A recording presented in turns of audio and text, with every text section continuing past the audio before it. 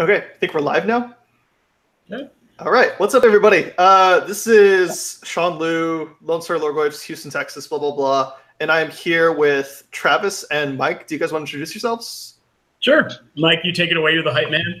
For sure. I'm Mike O'Malley. I live in Austin, Texas, also a member of the Lone Star Lorgoyfs. And yeah, we're going to talk a little bit about our experience that we just had, all three of us, along with a bunch of our other friends at this 2018 Eternal Weekend in Pittsburgh, Pennsylvania. Cool. I'm Travis Brown. I basically just play a bunch of white creatures in almost every format, and that's what I do. But yeah, thanks for having me. Excited to just talk about an awesome weekend. Definitely. How is standard for white creatures right now? Standard is actually like insane for white creatures. Have you heard about this Adanto Vanguard card? It's I don't know anything about standard. That card actually looks awesome. It's a really good card. It's a 1/1 for 1 and a white. It's like a vampire soldier, irrelevant creature types. And you can pay for life to make it indestructible until end of turn. And then whenever it's attacking, it gets +2/+0. It's so crazy. It seems really good. Yeah, a lot of control decks do not have exile effects in them right now. So like you play this 2-mana creature and they never beat it. Okay. That's awesome. Yeah, I dig it. That's like a really cool design. I mean, like 4 life is pretty steep, but I don't know. If like control decks don't have a way to pressure that, it seems really strong. Your opponent's just dead, so it's fine. Yeah. Okay. But this is not Lone Star Standard. This is Lone Star Legacy. So, yeah, I guess we're here to talk about, we're doing sort of a recap here. And I know some of the other guys wanted to do one on vintage champs and like the vintage side of things, but the three of us are here to talk about our experience with Legacy champs specifically, and a little bit more broadly beyond that, like our experience with the tournament as a whole and what we thought of Eternal Weekend in Pittsburgh and to Infinity and beyond. So I guess like to start off with, do you guys want to talk about like what decks you played, whether it's like the main event or like side events or anything like that? What did you guys end up on like archetype wise? Sure. So I was actually like I wasn't even sure if I was going to go to this tournament a few months ago, but I eventually made the decision. Definitely super, super glad I did, but I still wasn't sure what I was going to play up to like pretty recently before the tournament. I had been on Grixis Delver earlier in the year when Deathrite Shaman was still legal. When Deathrite Shaman got banned, I had picked up a bunch of blue duels, so I just like was just building all sorts of terrible decks and just like trying stuff, and it just wasn't working. But before I played Grixis Delver, I had always played 4-color Loam, which I do think was always a good deck, but I think now it's kind of becoming more well-known and more popular and more widely played, and is especially well-positioned right now. So that's what I eventually settled on to play with, just because it's what I know the best. And for all the events I played in at Eternal Weekend, that was the deck I played. But yeah. And Travis, how about you? So to anyone who knows me, it'll come as a huge surprise that I played Death and Taxes. I've played a bunch of different decks in Legacy, but like none of them with any serious nature to them. I played Death and Taxes for the last, oh god, Mike, what is it, like 5-6 years? Yeah, I mean, since I knew you, you've been a Death and Taxes player, so like yeah. We played it way back in the day when we were like, all right, we don't have ports, let's ghost quarter these 5-color decks. I remember beating a Grave Titan in like round 9 of my SCG Open with like Mirran Crusader and like sort of Light and Shadow. They could never beat it. But yeah, so I've like the whole deck altered. Not gonna play anything else. So it's just like which tools you want. And I think right now it's fine position. There are no decks that are unwinnable. People say Grixis controls a really bad matchup, unwinnable. I'm like, I disagree, because there's this card called Cataclysm that just beats them. And then in Vintage, that I was not sure if I was going to play. And then my buddy was like, hey, I have this, like, we just like throw a non-powered deck together because you don't like winning. And so we threw it together literally the night before I flew out. So I ended up playing like just basically colorless Eldrazi with 4 null rods in, and it was fine. Sure. Yeah, I know like Jaco Eldrazi was like a pretty big thing before Thorn got restricted, but seems like that hurt the deck a lot. And nowadays it's like not bad, but it's just not nearly as good as it used to be in terms of like an unpowered deck competing against like the competitive meta. Yeah, I was on the draw good and run hot plan. It was pretty strong. Yeah, no, absolutely. I took on a similar plan for Legacy, Speaking of which, I was on Infect for the entire weekend. I only played I played 2 events, 1 main and 1 side events, and I don't know. So I guess like neither of you really know me that well. Y'all are both Austin people, and like I've met Mike O'Malley, we've like talked before, but I actually met Travis for the first time like at Eternal Weekend, and so it's like you kind of hear about these people. We always like talk about like tournament results and stuff, like who did well in Houston, who did well in Austin. So like I see his name around once in a while, but like this is like probably the second time we've actually talked to each other, which is absolutely kind of weird, but it's also like, yeah, I know who you are. For sure. Has that weird effect. Yeah, but like I was like a diehard Infect player for like the longest time. I've been playing Legacy for about 5 years, and 2 of that 5 years was spent playing High Tide, which I feel like is 2 years of my life I'm never going to get back. That's not a good deck at all. Like it's just, I don't know, it's fun, but it's also just, yeah, you can imagine. And then I switched to Infects at about Treasure Cruise era, and that was also like half of a year of my life wasted. Like that deck can't be Blue Red Delver. But to be fair, most things couldn't at that point. Yeah, for real. That was yeah. I mean, like Good Riddance, then Dig Through Time, which I think was actually worse than Treasure Cruise in a lot of ways. Yeah. But you know, life goes on, and so I think I was actually playing Infect up until the top ban, and then once Miracles got top banned out of it, Grixis Delver kind of became like the de facto like king of the meta deck. And I don't know, the combination of like Deathrite Shaman, Gitaxian Probe, fast threats, discard spells, like permission spells, removal spells was just like way too much for me to handle. And so like kind of around then is when I stopped playing Infect, and I just started playing, I don't know, like I was on Food Chain for a while, then Maverick. And then we would do this thing where we'd go to the shop and then we'd be like, hey, who wants to trade decks? And then like you would literally see your deck for the first time when you like cracked a fetch, and you'd be like, okay, what are we working with? You know, just like anything to keep the game interesting, which I don't know, probably tells you how I feel about Deathrite Shaman as a card. Glad to see it gone. Yeah, good riddance. Speaking. Yeah, I feel like the meta's just like opened up so much since that card left, you know. And then like Gitaxian Probe, I don't think anybody like I think fewer people were calling for that card to be banned, but the reaction when it was banned was just so great because it was just like this like universal sort of like shrug of the shoulders and everyone going, yeah, that makes sense. That card was a terrible design. Ridiculous, yeah. Yeah, it was so good, and it was so hard to quantify like how good it was because it's like, well, it's a 1-for-1 and it pays. It's like, you know, it's just a cantrip, and it's like, no, like information, you can't put a price on that. You can't put like you can't quantify how good it is, and so, but yeah, I was on. I think I just was kind of hopping around decks for a while, and I settled on Blue-White Delver about 3 months out from the events. And then I was putting up results with it like at weeklies and stuff, but honestly, I don't know if either of you ever played that deck. It just feels really weird. Yeah. Like you have these opening hands. Sorry, go ahead. I was just saying I'm interested in it, but yeah, I don't know. Yeah. Well, I mean, I think it's just leveraging the power of Back to Basics, but then you get these hands that are like, you have a Delver, a Stoneforge, like a Jace, 2 Wastelands, like a Daze, and like an Island in hand or something, and you're like, what is this deck like? Did I just like, you know, drop my trade binder and like sleeve it up by accident or something? How did this happen? Yeah, it's the cards you own. Exactly, and like they're good cards, and I think just like on the strength of those cards alone, you can win games. But I just really wasn't feeling it. My girlfriend actually talked me into playing Infect, even though she's not a Legacy player. I don't know. She was like, "You seem so unhappy playing other decks. Just play Infect." And I was like, "What? What are you talking about?" And then like I thought about it more, and I'm like, that makes a lot of sense, you know. Like if that's the only deck I enjoy playing, like win or lose, that's what I should just be playing for Eternal Weekend. And then, as you guys know, like that went pretty well for me. I was also on the run hot and draw like a maniac game plan, and for sure, yeah, that one worked out really well. Yeah. So yeah, I don't know. I'm really happy with like how Eternal Weekend turned out. This is my second time going. What about? Have you guys been before this? Nope. No? Okay, first year. What did you guys think of the event as a whole? You know, like we'll start with like, say like, what did you guys think of Pittsburgh as like a city for a tournament? So my only exposure to Pittsburgh was the Fallout 3 DLC. Nerd. Which, for anyone like uninitiated, is just a giant steel mine in a world full of like mutants. So I did not expect good things. Pleasantly surprised. The city was very nice, actually. Like I really enjoyed it. I agree with that. So I used to live in Chicago before I lived in Austin, and I found that like Pittsburgh.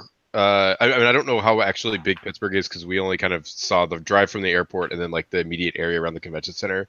But just like the walks that we did at night, going out to restaurants and bars, and then just between the convention center and the hotel, which was like there was a river between that, so we get to cross the bridge and get a really nice view of the riverfront. It really kind of had this like sort of gritty industrial feel to it that I actually like really liked, and it definitely reminded me in a lot of ways of Chicago. There's some cool, older, larger buildings downtown. Not like real skyscrapers, but buildings you could tell that have been there for like 50 plus years, but they're like still like huge buildings. Like it's not like a 50-year-old house. It's like a 50-year-old or more office building that just like looks really cool and has some cool stuff on it. And yeah, I mean, I thought it was like an interesting place. I didn't really get to like experience too much of what it's actually like as like a place to live, obviously because we're only there for a weekend, but I had really no qualms. One thing was maybe that getting to and from the airport was kind of annoying, but that's just, I mean, they don't really have like a train, or I guess there's a bus which we could have taken, but we all just took Ubers because we were tired and lazy and also short on time. But I mean, at the same time, it's like not too many cities in America actually do have, you know, like a train that takes you to and from the airport. Like I was guess maybe I'm spoiled from living in Chicago. But yeah, I don't know. I like Pittsburgh, right? It was good. Yeah. I thought it was a really great city. For all the reasons you guys mentioned, there's also just like a lot of, this might be kind of a weird thing to say, but I feel like a lot of American cities are just kind of like devoid of culture. And, you know, and Pittsburgh definitely felt like really cultured. Obviously, it's got like a pretty rich history, one of like the oldest cities in the United States, but also it's got like the Andy Warhol Museum was pretty close by. There was like a science museum pretty nearby as well. And I don't know, just like as Mike was saying, the whole city itself just feels like it has a lot going on, like almost sort of like this rustic industrial feel to it. But also at the same time, it wasn't like super touristy either. You know, like downtown was really walkable. Like I'm from Houston. If anyone's ever been to like George R. Brown, you like have an event there. It's like, oh, cool. Like, what are our food options? It's like, well, if we hop in a car and drive 5 minutes, you know, like we can get to a McDonald's or something. But downtown Pittsburgh, like, yeah, it had like, I don't know, like there was like convention center food, of course, but then like there was a Jimmy John's like downstairs. We ended up eating like 50% of our meals within like walking distance of the convention center just because everything was so close. Pretty solid.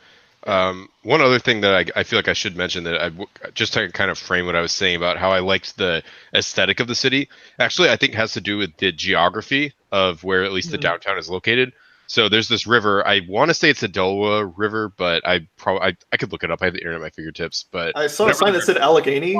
Allegheny, that makes sense. Allegheny. Okay. Yeah. Anyway, so we'll just call it the Allegheny River because that's I'm like 90% sure you're right. Runs right down through the middle of the city. And I guess like downtown is literally like straddles the river. But then you on each side you kind of goes up into these like hills. But it's like developed, but not 100%. So there's some trees you can see, but then there's like buildings at the top of the hills, and the river kind of like there's like a curve, so you can't see around the bend as you look down it, which I thought made like you could like everywhere you're crossing the bridge or looking down, and you just see like the bend, and you can't see past it, but then there's the city and the hills above it all around you, and it's just like it's like really nice view. Like I was very actually surprised with that. So like I think what I really liked about the city was kind of, I guess, after y'all said it, it's like, yeah, it has culture. It feels like it has a very strong identity, which like that industrial thing really runs deep with the steel mills, all that, just the whole steel industry. And like, it's just a very consistent kind of feel throughout the city, but it also has like the, the suburbs and all that kind of around it, which it's like oddly comforting, I guess. I don't know, but it was a very welcoming city. It felt very Midwest. For sure. Definitely. I agree with that. Yeah. I mean, it felt like an interesting city without like, and I hate to use the word describe cities, but it didn't feel pretentious at all. So I thought that was like I consider that a really great thing. Whereas like, I don't know, I've been to Seattle and it's like, I've been to San Francisco. It's like, these are nice cities, but they feel a little bit pretentious. Sure. Like I get the feeling the city thinks it's better than me. Anyway, okay, so like you get it though. You get it. That's definitely how I feel about just like being in like some of the bigger cities in the United States. But no, Pittsburgh, very welcoming, really awesome city.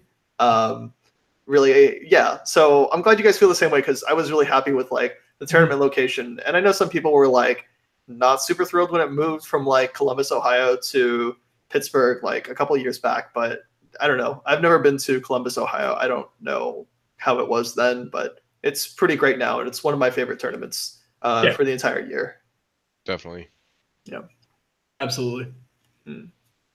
Okay. So moving on to the tournament itself, I guess real quickly, Travis, you played in Vintage Champs, is that correct? I did. Yeah. Do you have any cool stories you want to share about that? I know that the other guys wanted to do a podcast about it, so like we're not going to go too deep into it, but like, do you have any like really memorable events or like really strong opinions you want to share about that side of the tournament? So like a slops and props kind of thing. Yeah. Like biggest slop of the weekend goes to 2-minute pre-ordain guy. And I get it, right? He's on Paradox, and he like goes preordain. Look at the top two, and he's like tanks. It's like turn one, okay? He just tanks and tanks and tanks, and I get to the point where I'm like, all right, counting the seconds, and I'm just like, all right, man, you know what are you gonna do? And I get when people play slow, they're tanking, right? Their games are only gonna last 4 turns or whatever, right? Right. But it feels very disrespectful to your opponent to take that long. And then when your opponent says, hey, you know, what's the decision? You like get mad at them. It's yeah, for sure. I think it's natural. Like, right. I'm just like, but anyway, like, of course I play against that guy later in the tournament in Legacy because, you know, Universe. Right. Fine, because you get to play Legacy more than once a year. So you're a lot less rusty. But favorite, like, people were really nice when you're playing Vintage generally, but favorite moment of the weekend was easily when my opponent on blue-white played Consecrated Sphinx. Oh. And then I copied it with Fire Extinction. Wait, so hold on. Let me get Consecrated Sphinx right. That is a May ability that you may draw cards? Yeah, so it's May. Okay. So we pass back to his turn. And I'm on Eldrazi Stompy, effectively. Like, this was a Legacy legal deck with the exception of 1 strip mine. Like, I was tempted to actually cut the strip mine for the 4th Ghost Quarter just so it could be a Legacy deck. But he's like, all right, draw my card per turn. I'm like, all right, I'll draw 2. And he's like, so we figure out, like, if you can resolve them separately, and of course you can. And he goes, all right, I'll draw 4. I'm like, all right, I'll draw 8. He like, the gears start turning, and you can see in his face that he goes, oh, this is really bad for me. Like, Eldrazi Stompy opponent with like 4 Cavern Souls in his deck is getting drawn like 15 cards this turn. And so after I draw 8, he just goes, I'm done drawing. And then the game ended like 2 turns later. Hilarious. Yeah, and then game 2 like went super long, like to the point where he beat me with 1 card left in his deck, and he exact seized me. It was great. And then game 3 goes to turns, unsurprisingly, because of the length of game 1 or game 2. And like, if I had played a little bit tighter, I was just trying to get him, right? If I played a little bit tighter, I actually kill him exactly. And he tanks. And he's like, you got it, man. I'll concede. And I was like, wow, like, good on you, dude. That was very. I mean, we're X3, and he probably realized that I was in the budget running. But overall, ton of fun. I ended up bubbling out on prize support. Oh, no. Like, I got 5th in the unpowered. I went 6-4, which felt very respectable. Sure. And then there were 2 6-4s who actually got 3rd and 4th, and then 7-3 got 1st and 2nd. I was like, but no regrets. It was great. We copied a lot of great things and shenanigans. Yeah, that was easily the best moment. I mean, playing Null Rod was really funny.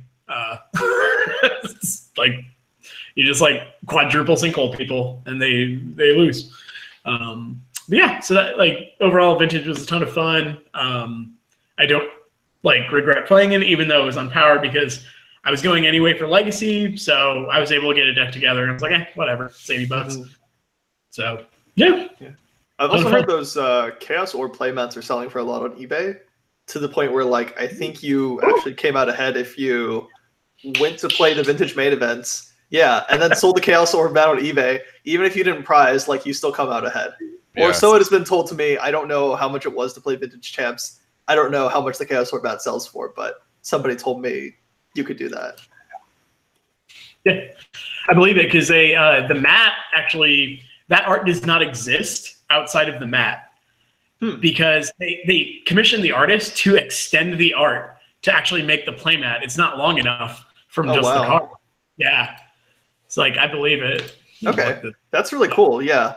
And I think I was talking to somebody else about this, but one really minor detail that I really appreciated about like the playmat choice this time around was the matching aesthetic between the Blood Moon and the Chaos Orb. Because like even though they're like functionally very different cards, like it's kind of a cool duality between the two where it's like this is a cool like old school card versus like this is a cool like still old school card, but like something that sees play in like, you know, eternal formats and like to this day, even though it's printed in the dark. Yeah. Oh, absolutely. I also like that just the image of them is both just like an orb suspended. Like if you like break down the topology of the image, it's kind of cool. Mm-hmm.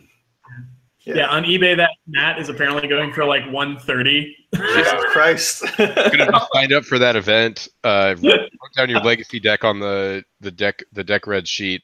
Got your playmat, dropped first round, and then just like sell your playmat later, and you make money. I mean, they would be like, "Sorry, you have 4 brainstorms." And you're like, "Oh, that's okay. Like, I'll just take the disqualification. That's fine." Yeah, definitely. Yeah. Or you could play like Island Combo or like what is it called? Playmat Combo is what they did for GP New Jersey back in the day. Like playmat the brainstorm one. Yeah, it was like the brainstorm like playmat, and then like like people registered Playmat Combo, which is just like 75 islands. That's what they called it. Yeah. That's awesome. Yeah.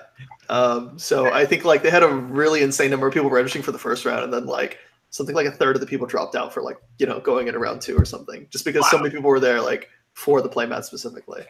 That's crazy. Yeah. It was a good playmat. Yeah. Okay. Definitely. Well, right on. I think we'll leave like the rest of the vintage stuff. Mike, you didn't play Vintage Champs, did you? No, I didn't. Okay. Yeah, I just didn't like. I thought I was gonna like play like side events all day on Friday, but I ended up playing one and being too tired to play anything else. But yeah, no, I didn't plan on playing Vintage from the get-go. Sure. Yeah, I'm kind of in the same boat. I played Dredge last year, which was really cool, but it's also like not really Magic at the same time. And like I think once is really enough for me to like play that deck, and it's like I got the cool like sanctioned Vintage experience, and like I get to play against people and mulligan to 4 while pretending I wasn't on Dredge and like try to trick people. And then like I don't know, this year it's like I could try that again, or I could like try and borrow power. And I don't know about you guys, but I feel really weird about borrowing power. Yeah, definitely. Like if I borrow your Underground Sea and I lose it, it's like that's okay. Like I can buy another one and pay you back for that. If I lose your Black Border Power, it's like I'm sorry. Like do I sell my house or my car? Like you know what do I do at this point? Do I take out a loan to like buy you back Black Border Power? And so it's just like I don't know, that sort of like, not that I like plan to lose anybody's cards or damage them, but it's just like you never really know, and then like you never want to put yourself in that position either. It definitely adds another level of stress to walking around the tournament venue when you're carrying somebody else's house payment, like bag. But yeah, it is what it is. I completely understand. Yeah. Speaking of, props to Card Titan. I don't actually remember if they did this last year, but the security was like really great this time around, and they did a really good job of like, I don't know, sometimes you have people at like security checkpoints who are just kind of slacking off or whatever, but like every single time I left like the tournament venue, like somebody checked the bag to make sure like it was mine. They basically had like matching wristbands. You would have one like on your wrist and then one on your bag, and they would just check to make sure that the number on like the wrist matched the number like on the bag, like every time you left. So I mean, not like a big inconvenience. They were really like quick and prompt about it. And like there were a couple times where like I was in line and they were like, "Who's playing the main event?" And then like if I was playing the main event, they'd call me up to the front and usher me in so that, you know, I wouldn't get like a round 1 loss or anything like that. Yeah. But those guys really knew what they were doing, and you know, I feel a lot better knowing that like they have like hired security at the front of a tournament like this. Yeah. Definitely. Yeah, that was a nice gesture, good touch, and I appreciate it as well. I think that's a really good idea. Yeah. And like I don't play any GPs or anything, but like I'm not sure if they do anything like that, but I think like it's especially necessary for like right. I mean I figure, but it's like if someone steals your standard deck, it's like, oh shoot, I'm out $800 or I don't know how much or standard costs. less even, you know. If, I They're don't well know. from that now, thankfully. Oh, they're less than that. That's great. All I remember is like Cons of Tarkir standard. It's like, well, we start with like 8 fetches, and it's like, yeah, this is getting It's crazy. $200 already. Yeah. Yeah.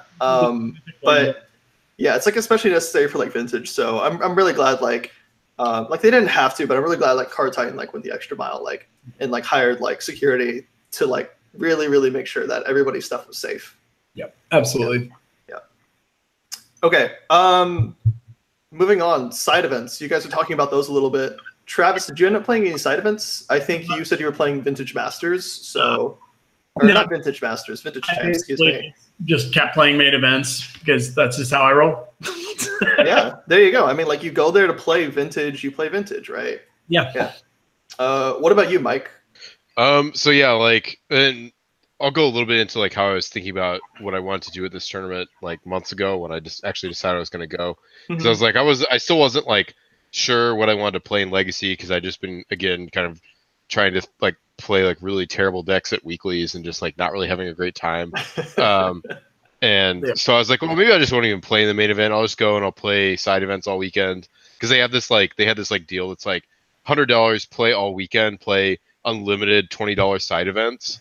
But I actually like sat down with the schedule one day and I was like, all right, if I'm going to play a bunch of different decks in Legacy side events all weekend, how many of these like $20 Legacy challenges can I play?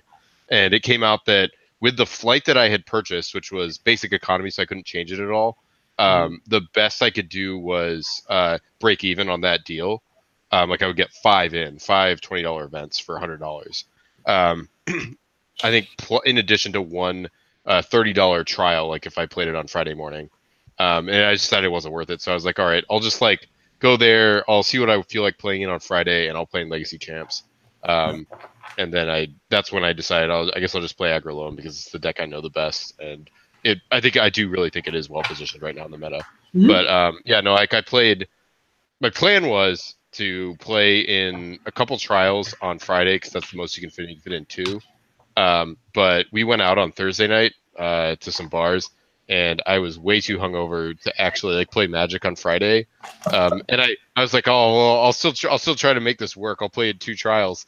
I played in the first one that starts, which is like right at like 9 or something like that. And it was just like the worst Magic I've ever played. It was so bad. Like yeah, definitely got a game rule violation. One of those. Like it was just a dumpster fire all around. Didn't feel too happy about it, but I mean, it was whatever. And then after that, I kind of like I walked around the convention center all day with my really heavy backpack, which is another thing. Don't bring too much cards to the tournament and then carry it with you, because my back was hurting. It was terrible. Like every time I would like pick up my bag and put it back on, it was just like all entirely my fault. So yeah, I didn't play any more events. I should have just played in like the second trial or maybe even the last one after like I had like maybe eaten some food, drank some water, just kind of sat around a little bit, recuperated, let my brain turn on fully, because definitely at 9 a.m. I was not ready to play Magic. So I mean, I went like I think I went 2 and 3 in that event. I was playing Aggro Loam. I played my exact list that I was running, or no, not quite. I actually changed a couple cards on the sideboard, and yeah, I'm trying to think. So round 1, I actually played against a guy playing the deck eponymously known as Applejacks, which is actually a Punishing Loam variant that runs. I just don't understand. Like, Ice Zebra Station was another one that I heard recently, and that just kind of made me go, like, I hate all of you. I don't want to be a part of this community. What, you mean the deck name? Yeah, yeah. Well, so the Applejacks actually works because the card that's featured in it is Orcish Lumberjack. And then I guess like apples are red, green, and white, and that's the colors of the deck. And then Jack, like Orcish Lumberjack. But basically the deck is like, we're going to ramp out either just hard cast a Titania, Protector of Argoth, or we're going to Natural Order for 1. And then we're going to like Wasteland ourselves and recur lands with Loam and all this shit and just make like 30 million power with 5/3 elemental tokens. But in addition, I don't know, but no, I played against this guy and he was like fucking good with the deck and he crushed me. He stomped me. It was hilarious. And like I told him, like, yeah, I'd actually tried to play the deck the previous weekly that I played it. Actually, Travis saw me cast Orcish Lumberjack at Mothership on the Monday before the event. And I was trying to play that literally his exact list, probably maybe like swap out one or card, like say 73 or something. And it also like I knew what he was on in the first turn because he must have loamed or something like that, and he flips the Jiri step, and he had played a Taiga. I was like, I know what this guy is on, and then I just like died to it like really badly. 0-2, like just like a curb stomp. But yeah, no, I talked about it. And he's like, yeah, I've been having a lot of success locally with this deck. I'm like, well, good for you, man. You definitely seem like you know what you're doing with it. Good for you big jerk. Yeah, and then like, the rest of the decks I played were more pedestrian. Like it was like there's like a Miracles player. There's a guy playing. He's playing a bug like control, kind of like if you took the red out of Grixis and added green. It seemed okay, but I still think the Grixis deck is much better. Like I still lost to him, but at that point it was round 5, and I was just like already like so like just over this side tournament that I just like whatever. And yeah, I don't remember what the other two matches. Oh no, I played against the guy who he was playing like an ultra budget deck. He had no dual lands, no shock lands, just swamps and islands, and he was playing Delvers and Reanimates and Phyrexian Obliterators and Dark Rituals and Lotus Petals. Nice. And like I don't even think he had Forceful. But it was just like I just like played a Chalice on 1, and he just kept casting spells at 2, and I was like, those are countered. Sorry, dude. But I mean, props for somebody for trying something. It's like I feel like some people probably can't deal with a Phyrexian Obliterator, like especially if you casted it on turn 1. But yeah, I don't know. Didn't quite work out for him. And then yeah, I don't remember what the other day. Oh no, I had the Mirror, which I won in the first game. Took like 35 minutes where we were both just like he played a Chalice on 2, which shuts both of us off of almost everything except like Abrupt Decay, and then like the 3 drops in the deck, which is like 6 cards or something like that. But I had managed to resolve a Liliana through the whole game. So we were just like top deck. I was just discarding everything. Eventually, I eked it out. It was whatever. But yeah, that was a side event. I should have either not gotten wasted or played in a later one. But it is what it is. I didn't get any buys. Let's just leave it at that. Honestly, I think like the side events themselves are like kind of a trap if you're not like looking to get anything off the prize wall. Like winning 5 matches in a row, like I managed to do it this week, but like I remember like at Eternal Weekend last year, I was like, yeah, whatever, I'll go in there. I think the competition at Eternal Weekend, for what it's worth, is like a lot stiffer than it is at like GPs. But like I was telling myself, yeah, I'll just go there and just win like 5 rounds. It'll be like super easy. And like I played like 3 trials before like Legacy Champs, and like I don't think I won. Like I didn't even prize in any of them. I was just like, what's going on? Like, why do all these people know what they're doing? And it's like, yeah. But you go to GPs and people are like, hi, nice to meet you. Like, yeah, my friend like is playing in the GP and he has a legacy deck, so I'm just gonna borrow it and play here. And they'll do things like turn 1 Goblin Guide pass. And it's like, wait, that has haste, So you like at Eternal Weekend, you just get people who are like, I don't know, like you'll get like the round 1 Storm player or something who just like, that's the foiled out deck, and it's like, Jesus Christ, how do you? Yeah, no, like those players are good, but like winning, even like if you're just better than everybody, which is not a guarantee. Like winning 5 matches in a row is like hard, really tough. There's like variance involved at a certain point that you just can't account for it all. No. Right. Yeah. I mean, I don't know. I had a really similar situation to you. I actually went to Orlando on Thursday this past like the Thursday before Eternal Weekend. And then, because like I have a brother there, I was visiting him. I spent like 16 hours in Orlando. No, like 12 hours, excuse me. And then like I got up for like a 4 a.m. flight, couldn't sleep on the plane, landed in Pittsburgh at like 10 a.m. And I was like, okay, I can play like the Legacy trial at 12 o'clock, or I can like grab some food, take a shower, actually sleep, because I didn't get a chance to do that. My brother, for whatever reason, has a kitchen timer that he doesn't know how to use, and it went off like every hour. I was sleeping on the couch, which is oh my god. Time that goes off like once every hour, like 12 o'clock, 1 o'clock, 2 o'clock, 3 o'clock, and it's like, I don't know. I woke him up the next morning. I was like, dude, why do you have an alarm clock in the kitchen? He's like, oh, I think I was kind of set up for a minute, and I thought I couldn't do it, or I thought I did it wrong, so I kind of ignored it since then. And like, I think you might be too far from your mic. Oh, sorry. Yeah, let me lean in a little bit. Oh yeah, there you go.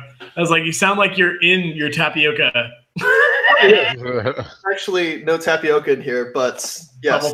Yeah. Yeah, there you go. Sorry. New mic. I'm trying it out. But I basically got in like Pittsburgh super duper late, and I was like, I should take a nap. I should rest up. Everything Mike O'Malley said, like I should get ready for a trial potentially at like 2, 3 o'clock or something. But instead, I just like went to the convention center at noon and like flubbed my way through 5 matches. Like I played 5 matches, and I think I lost 4 game ones. It was absolutely ridiculous. And then people, of course, like just stumble over their own mulligans and stuff, and then like you'll get there, I guess. Yeah. So yeah, I mean, for what it's worth, like you play side events. I just don't think it's like you shouldn't go into it expecting a buy, if that makes sense. Right. Yeah. I knew from the outset when I started that morning that I was like, yep, we're just playing in this. We're going to see what happens. If I get the buy, great. But like, this is more just to like try to remember what my deck does and like, you know, get the wheels turning just a little bit. Mm-hmm. And I mean, I think it worked because I played much better the next day. Even though the side event was sort of just throwing $30 away, I didn't even get any prize wall tickets. But it is what it is. I still always enjoy playing Legacy, and I did have a good time playing that tournament, even if I wasn't feeling 100%.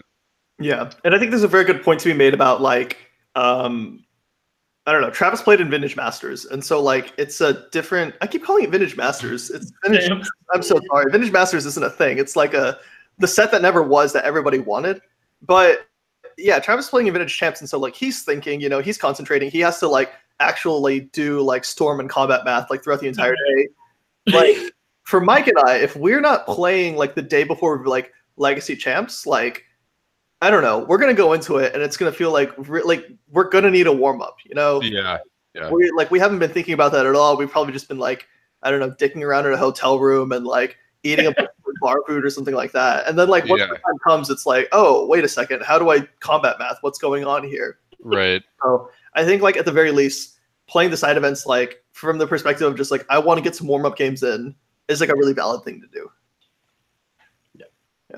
I want no illusions. You do not have to think very hard to play that deck. You just play Null Rod on one and hope it resolves. Yeah. I don't know. Like people like to undersell certain decks, and I always think it's kind of bullshit because, like, I mean, like people like to rag on like a lot of like random combo decks or like non-blue decks, and I don't know. I've always found it to be ridiculous because it's like I've played against people who are really bad on like Black Red Reanimator. I've played against people who are really bad on Burn, and like on the flip side, I've played against like really good Burn players as well. You know, yeah. There's a marked difference. It's like it's pretty obvious if you could play that one match of the bad player and then immediately after play the good player. It's like it would be like night and day. Mm-hmm. Yeah, and like it's kind of I don't know. It's never like one specific play. Like I ran into a Death and Taxes play during the main event, and like it was just kind of unnerving because it's like wasn't like he did anything like super crazy, but it was just like he played very briskly. He didn't really say much, and he always made the right play. Mm-hmm. You know what I mean? It's like, oh, okay, well, if he has this, and this, he should play right here. If he has this, he should hold up mana for it. And then just like every single thing I was thinking was like the play he made. I was like, okay, this is getting a little bit like scary, you know? And then afterwards I talked to him and he's like, yeah, I've been playing this deck for like 6 years. And I'm like, makes sense, you know?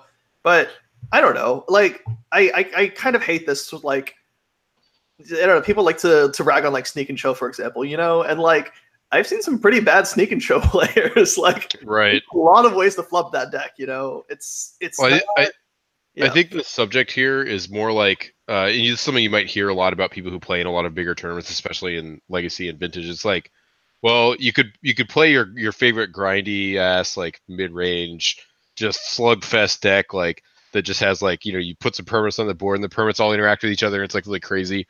Or you can play Show and Tell that's just like make 3 mana, put a fatty into play, win the game, ? But that's more, I think, oriented towards the idea of reducing mental fatigue over like 10, 15 rounds of Magic. And there's something to be said for that, where like those decks aren't grindy. Like they're not going to sit there and just trade resources for 20 minutes with their opponent. And then finally, like after making a perfect decision 10 turns in a row, you know, win the game because of it. They're more like, we're going to like, you know, play very sharp for a couple of turns and then, you know, find our opening and then end the game right away. And like, there's definitely something to be said for that, where like, you know, if you end the round with 20 minutes left, you can stretch your legs, you can go drink water, you can use the restroom, you can go get something to eat, you can go, you know, if you lost a round like that, you can go cry on your friend's shoulder or whatever. There's like an emotional and mental aspect to it. But that's not to say that you should, if you're going to play those decks, you shouldn't just like have your buddy hand you Sneak and Show if you've never played it before and be like, yeah, this is a good big tournament deck. Because if you don't know what you're doing, you're going to get wrecked by the first player who has played against Sneak and Show before, no matter what their deck is. For the most part, I mean, you could just get super lucky and just have turn one Show and Tell every time. Right, force back. I mean, whatever. Yeah, but I mean, that's another thing is like sometimes you run hot at these events, like you were saying earlier, Sean. Like, I really, not to like diminish anybody's skill, but I feel like anybody who finishes high, definitely there's some of that happened during their day where they just like had a couple games in a just several rounds in a row where they just like they drew the God Hand like 4 games in a row, and like sometimes it happens, sometimes it doesn't. But I don't know. Yeah, it's a card game. I mean, anybody who I think like just as a general rule of thumb, like we as Magic players really like to downplay the amount of like variance that goes into these things. But at the end of the day, it's like you're kind of at the mercy of like the top of your deck. You know, sometimes you like pull the exact card you need. You know, sometimes you draw that like that perfect Cataclysm or like that Liliana of the Veil or Queen Marchesa or whatever it is in your deck, like that trump card. And other times it's just like I went through the top 12 cards of my deck and I found 12 lands. Like, what do you want me to do?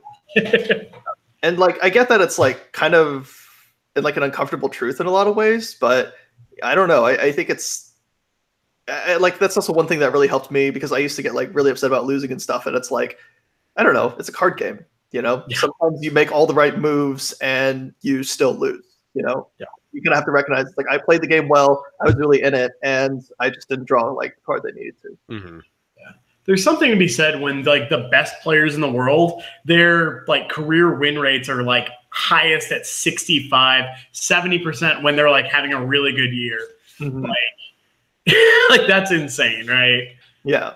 No, I mean like you compare that to like yes. I'm really big in like tennis, for example. Yeah. And it's like those guys are like if you have a 65% win rate in tennis, you're not good. You know what I mean? Like you might be good, but like comparatively, that means like you're winning 65% of the games against like the people around you. Yeah, and so like in Magic, like a 65% win rate is, I think like a 75% or like a 70% win rate is already like really really high. Yeah, if you can manage that, like wow, really good for you. That's absolutely awesome. Well, I remember reading that lifetime players like John Finkel and Kai Buddy had like 65-ish% win rate at big tournaments, and they're like the best players to ever play the game. Yeah. Like, I don't know.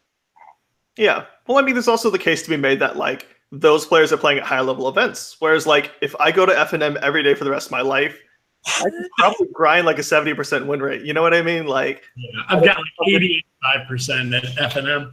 Yeah, and like who gives a shit? Like it's just you versus like the high school kids in your area, and then maybe like the one guy who like came back to Magic after 12 years, and it's like, can anybody tell me what a Planeswalker is? Like, if you could beat those guys with an 85% win rate, good for you, but that doesn't mean anything. No. Yeah. Yeah, and like right. I guess that's another reason I really like these big tournaments, because like I don't know, I like my local meta a lot. I like the players there a lot, but I also just like I think there's like a new caliber of player like at these large tournaments that you just don't run into like at your local metas. For sure. Yeah. Okay. Well, we've been talking about everything but the main event at this point, so you guys want to jump into it? Yeah, let's do it. Okay. I don't actually know what the best way to approach this is, because I think it's kind of silly for us to like go through our individual tournaments and say like, oh, round 1 I did this, round 2 I did this, round 3 I did this, so on and so forth. I actually put together like a small tournament recap if anybody's interested in that type of thing, and we'll try to get it linked up below this video wherever the video pops up. And Mike, if I remember correctly, you had something like that as well? Yeah, I did. I'm not sure where to post it right now. It's in the the Legacy 4-color quote unquote aggro loam Facebook group. It's posted there, but I can obviously copy and paste the text to anywhere. Maybe I'll make a source post or something just so it's easier to link to. Right. I could make a Facebook link, but I know the group is closed. So yeah, no, I'll figure somewhere else to post it.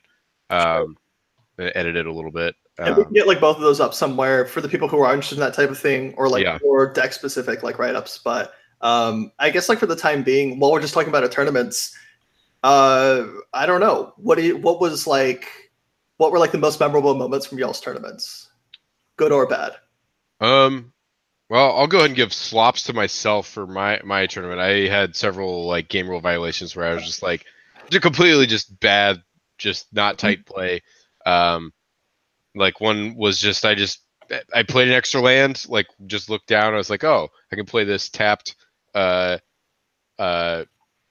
Thicket, and then I'll have 3 lands next turn, or 3 mana next turn. And my opponent immediately called the judge. Or no, he pointed out, I was like, you already played a land. I was like, I called the judge myself. Good. But then it was awkward because I had already had another game rule violation earlier. And then also, like, there was another judge calling another game, and I couldn't remember if it was on me or my opponent. So I was like, it must look super sketchy to my opponent because I was like, oh, Judge, can you like check? I don't remember if I have 2 warnings for this or 1 already.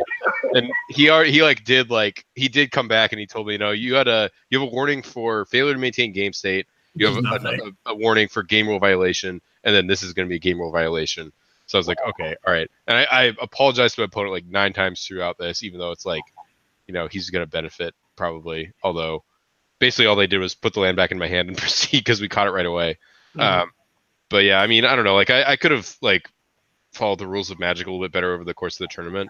But I mean, yeah, I don't know. With our local event, like sometimes we get a little bit lax with like allowing takebacks and stuff like that. And I'm gonna, after that experience, I'm gonna try to remember to be like, no, I'm gonna hold my opponents and myself to the same standard, and always be like, nope, you made that play. We're playing correct Magic because why else are we doing this? Yeah.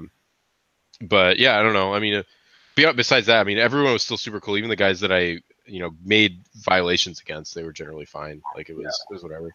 It's tough though in a lot of ways because like on the one hand, yeah, it's like we're here, we paid money for a plane ticket and like a pretty large entry fee to play in this like really high level tournament, and I kind of like hold myself to a pretty high standard, like generally speaking. But on the other hand, it's like I called a judge on an opponent for like a missed Eidolon trigger. He was playing Burn. Yeah, like, that felt so weird to me. I've never called a judge on like anybody for like something that small at like a local event. You know what I mean? Mm-hmm. Like I'm there with like pen in hand, and I'm like, oh, don't forget your triggers. Like we're all friends, we're all buddies, like at the weekly. And then it felt so weird to like call a judge over for that, and like I don't know. That's like the other thing is just because like as you were saying, everybody's just so nice. You know what I mean? Yeah. Like, I absolutely loved all my opponents. I did not run into a single person that was just like left a bad taste in my mouth. It's a little bit sad, but to be frank, like I feel like there's quite a few people like that in the Magic community, and so it was just like really refreshing to like I called the judge on my opponent. He was kind of upset about it, and he was like, "Hey, like I think my opponent's intentionally gaming the system." And then the judge, of course, like unfortunately, it's your trigger, your responsibility to establish intent. And then like after the match, like we were like really friendly to each other, and like I even saw times throughout the tournament. It was like, how's your tournament going? Best of luck, dude. Help my breakers. Just joking around and stuff like that. Yeah, for sure. And I don't know if that would have been possible at like I couldn't imagine that happening like a GP or like an SEC or something. I'm all about that GRV life. Yeah, dude, Travis, you're always talking about you're like Dr. GRV or whatever. Dr. GRV.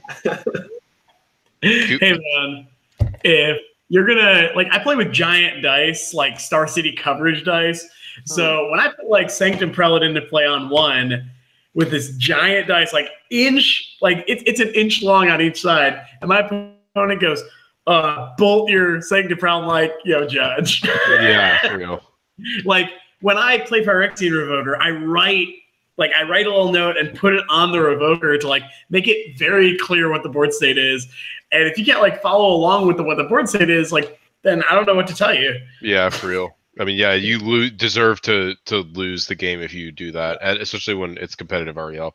Which I mean, I don't play in too many events that have that. I wish I did have more, but it's just like sometimes there's just not time. Like you kind of do have to travel mostly because local stuff is usually regular or casual.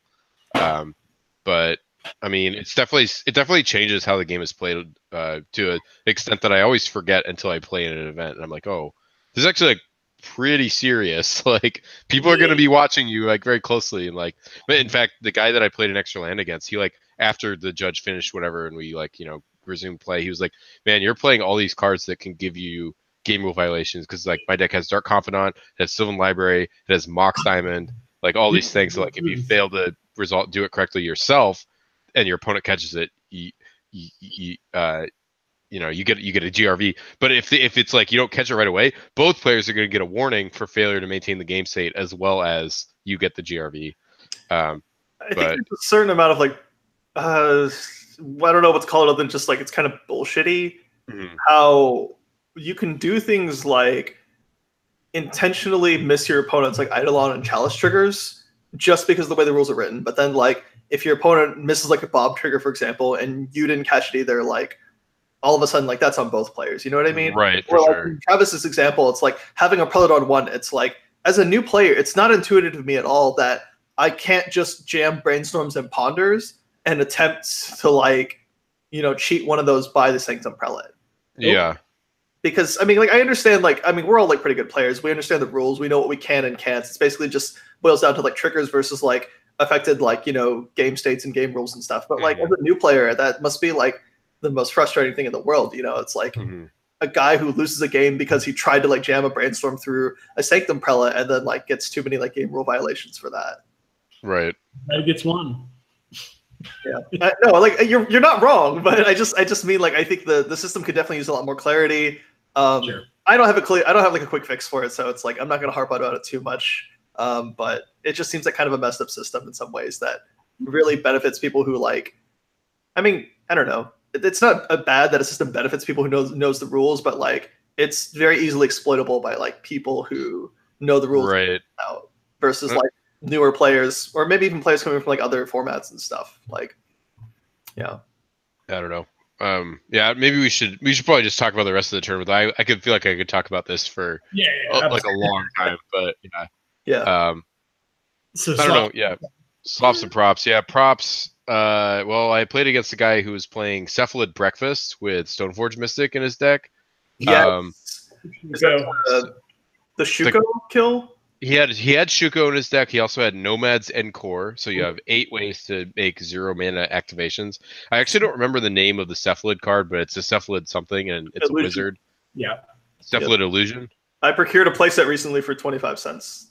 Are you gonna play that deck? I have it. I also picked up a Mimeoplasm. I have like $500 in store credit like at my LGS, and then I put up to the front counter. I'm like, "Hi, can I get a Mimeoplasm, please?" And the guy's like, "Dude, what's your problem? Like, spend your money on something real." And I'm like, I don't know what to tell you. Like, I have all the cards I need already, and the inventory is like kind of shit, to be frank. So, yeah, I want to play it. I think the deck is sweet, but I don't know.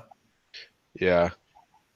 I guess my last prop would actually be to just the deck Grixis Control, because that deck is just just gas. The whole deck is pure gas. God, it's just too good. Yeah. I don't think there's any one thing you could like. It's bannable. It's just such a good deck. Like it's crazy. Mm-hmm. Yeah. I too think that deck is quite good actually. I agree with your hot take. And nothing warms my heart. It's like a very medium take. Yeah, it's like as lukewarm a take as you could possibly have. Like, guys, I think Ponder is really good in Legacy. Like, yeah, shut up. Like, your cards are all very strong. Yeah. No, but like. Nothing warms my heart like watching that deck fall to Eldrazi posts. It's just like Strix resolves. Yeah, sure. Okay. You're gonna diabolic eat away my you're gonna Edix away my Reality Smasher? Great. Here's an Endbringer. Oh, you're gonna counter that? Okay, here's an Ulamog. Oh, you're gonna counter that? Okay. I'm gonna go ahead and like tutor up like another like like a Walking Bliss on 12 or some shit. Yeah. Like that. It just kind of keeps going and going and going. You're right though. Like outside of these very niche like there are ways to attack the deck, but like for sure you have to build your deck almost entirely in a way like Eldrazi Post is a good example of a deck that's like built in a way that like just to prey on it probably. You have like no fatal push targets, you have like no bolt targets, you have like a couple of like targets for like K command and stuff like that, and you can also like for the most part like circumvent like a lot of the really problematic creatures like Baleful Strix and like Gurmugging, like you just don't care about things like that. Right. Yeah, I agree with you. I think the deck is going into the event, I would say like that was easily in my top 3 decks, maybe number 1. I think it's a little bit more like iffy at that point. I would have like named my top 3 as like Miracles, Grixis Control, and then like I would lump all flavors of Delver into like number 3. Mm-hmm. Be like I think Death Shadow, Grixis, Delver. I guess it's just those 2 really. I think the rest of the Delver decks aren't very good right now. For sure. And then of note, I think like Eldrazi Post is a good matchup against all of those. But then it also just like rolls to like weird stuff. You know, it's like you play against Burn. It's like, what is your game plan? You know, it's like let me just run out non-basics and like hope I draw all my Glimmer Posts and Vesuvas. And it's like, and at some point they just go like, oh, end of turn, Price of Progress you for 24. Okay, untap, do it again, and it's like go against that. Yeah. I guess it's me now. Yeah. Props and slops or anything you want to talk about, really. How'd you feel about the tournament? So earlier were you saying that like generally you felt the GP competition was stronger or weaker? I think okay, it's completely anecdotal and I don't play a lot of events, but I've always felt GP competition was like weaker. Okay. And I'm opposite. I feel like the opposite? Okay. That's interesting. So like in GPs, people like know cards. But like a lot of times I'll be playing at these events, like they aren't casual events by any means because like the competition level's high and the best players in the room are absolutely like same caliber. But like I'll play and it's only like round 3 and someone will like crack their Scalding Tarn and go get Swamp. It's like, yeah. And I'm like, this is great news because Judge. Mr. GRV over here, I see. Yeah. Just free games. Like or play my Jace, bounce your Flicker Wisp that has a Sword of Fire and Ice on it. It's like, what are you doing? So like overall, like I feel like the early rounds of the tournament are pretty easy. My only loss early in the tournament, like talking before round, I want to say like round 6, was to Goblins when he had just like had everything and like multiple Trash Masters naturally, and I'm like, yeah, I'm just super dead. And then I lost to Elves later in the day and show and tell when they like turn 1 to both games with Omni, Griselbrand, and like Emrakul. I'm like, all right, cool. Terrible. That's a good matchup for you, right? I mean, like Omni flavors are a little bit less favorable for you, but that's still good, right? When you go off with Omni, you can't win. Okay, right. It's very difficult. But yeah, when they don't go off with Omni, like totally doable. But yeah, we just like didn't draw the pieces we need, and they did. And you know what you gonna do? And then like the Elves player made some interesting lines. Like he attacked with Craterhoof on like turn 3 for like not even close to lethal. So I almost like beat Elves somehow. Like I don't play D&T or Elves, but I know that's not supposed to happen. Yeah, it's like 90-10. It's weird. Like it's unwinnable, but you know Elves got there. But we just like overall, I felt like rarely did I sit down, and maybe it's because I've been on the same deck for infinity years or whatever, but I felt like generally I was favored in most matchups, including matchups that are not supposed to be favorable, like Eldrazi Post. Like you just pressure their mana constantly, and then when you finally get the turn, you're just like, all right, well, I'm not going to port you anymore because you're going to get Cataclysm now.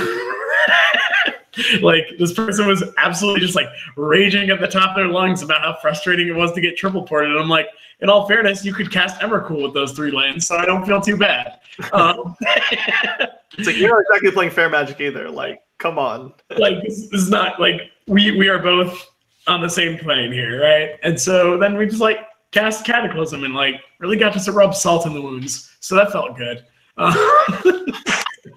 I'm a bad man is the big takeaway. I feel like your props and slops are kind of blending together here.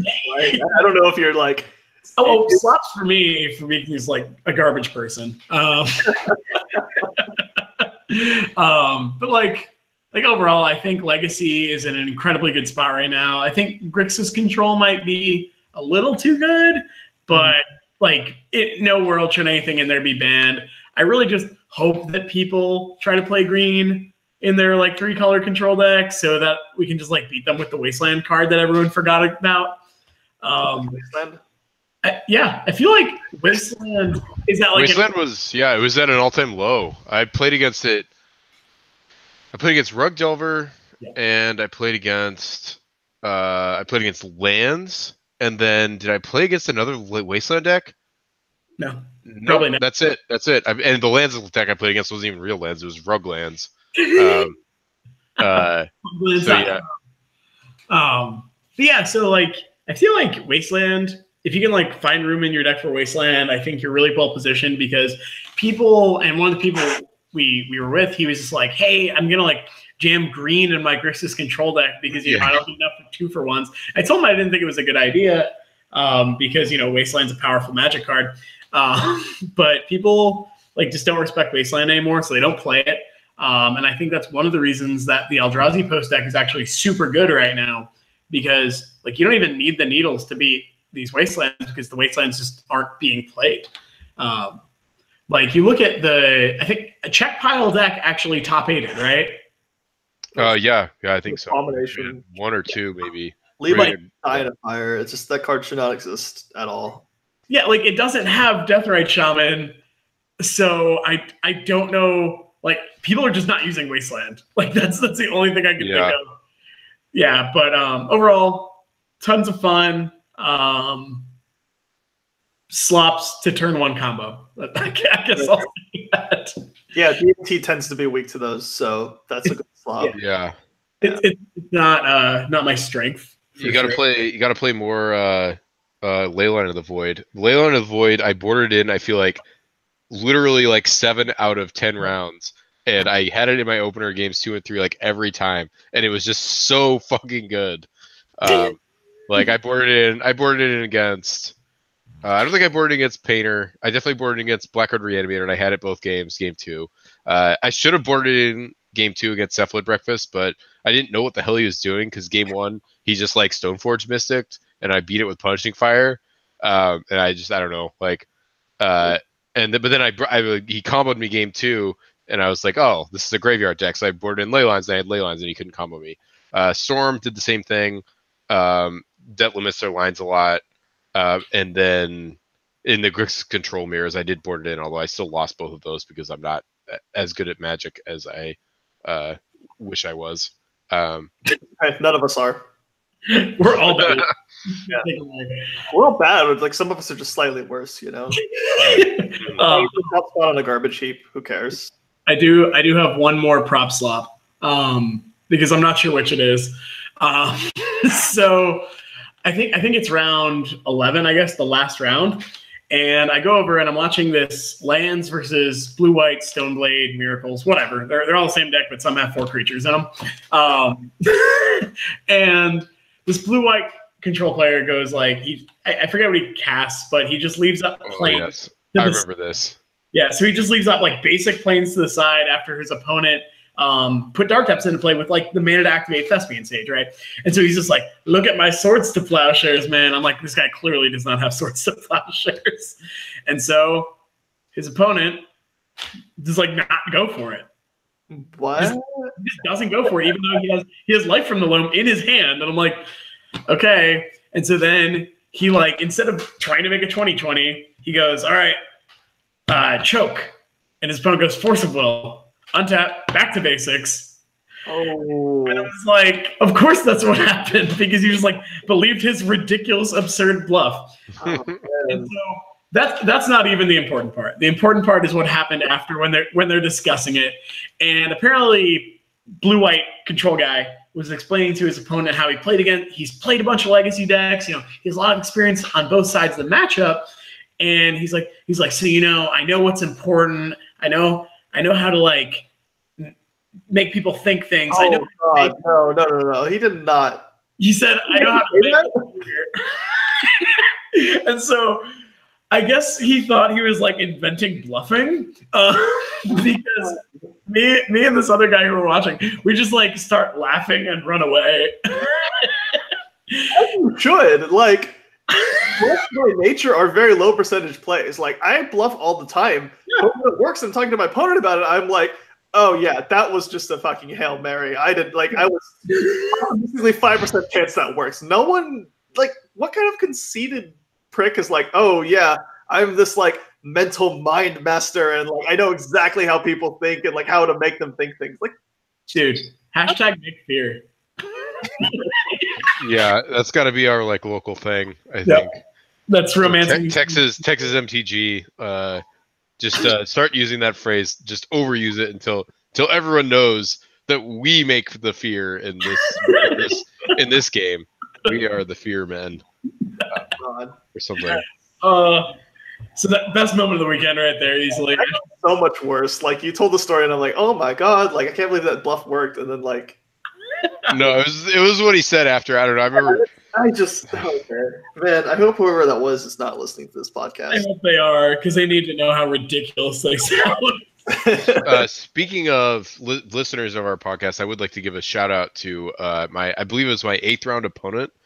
I was wearing our Romancing the Stones shirt that was issued to all of us. That if you are somehow watching the video, you can see Travis is wearing it right now.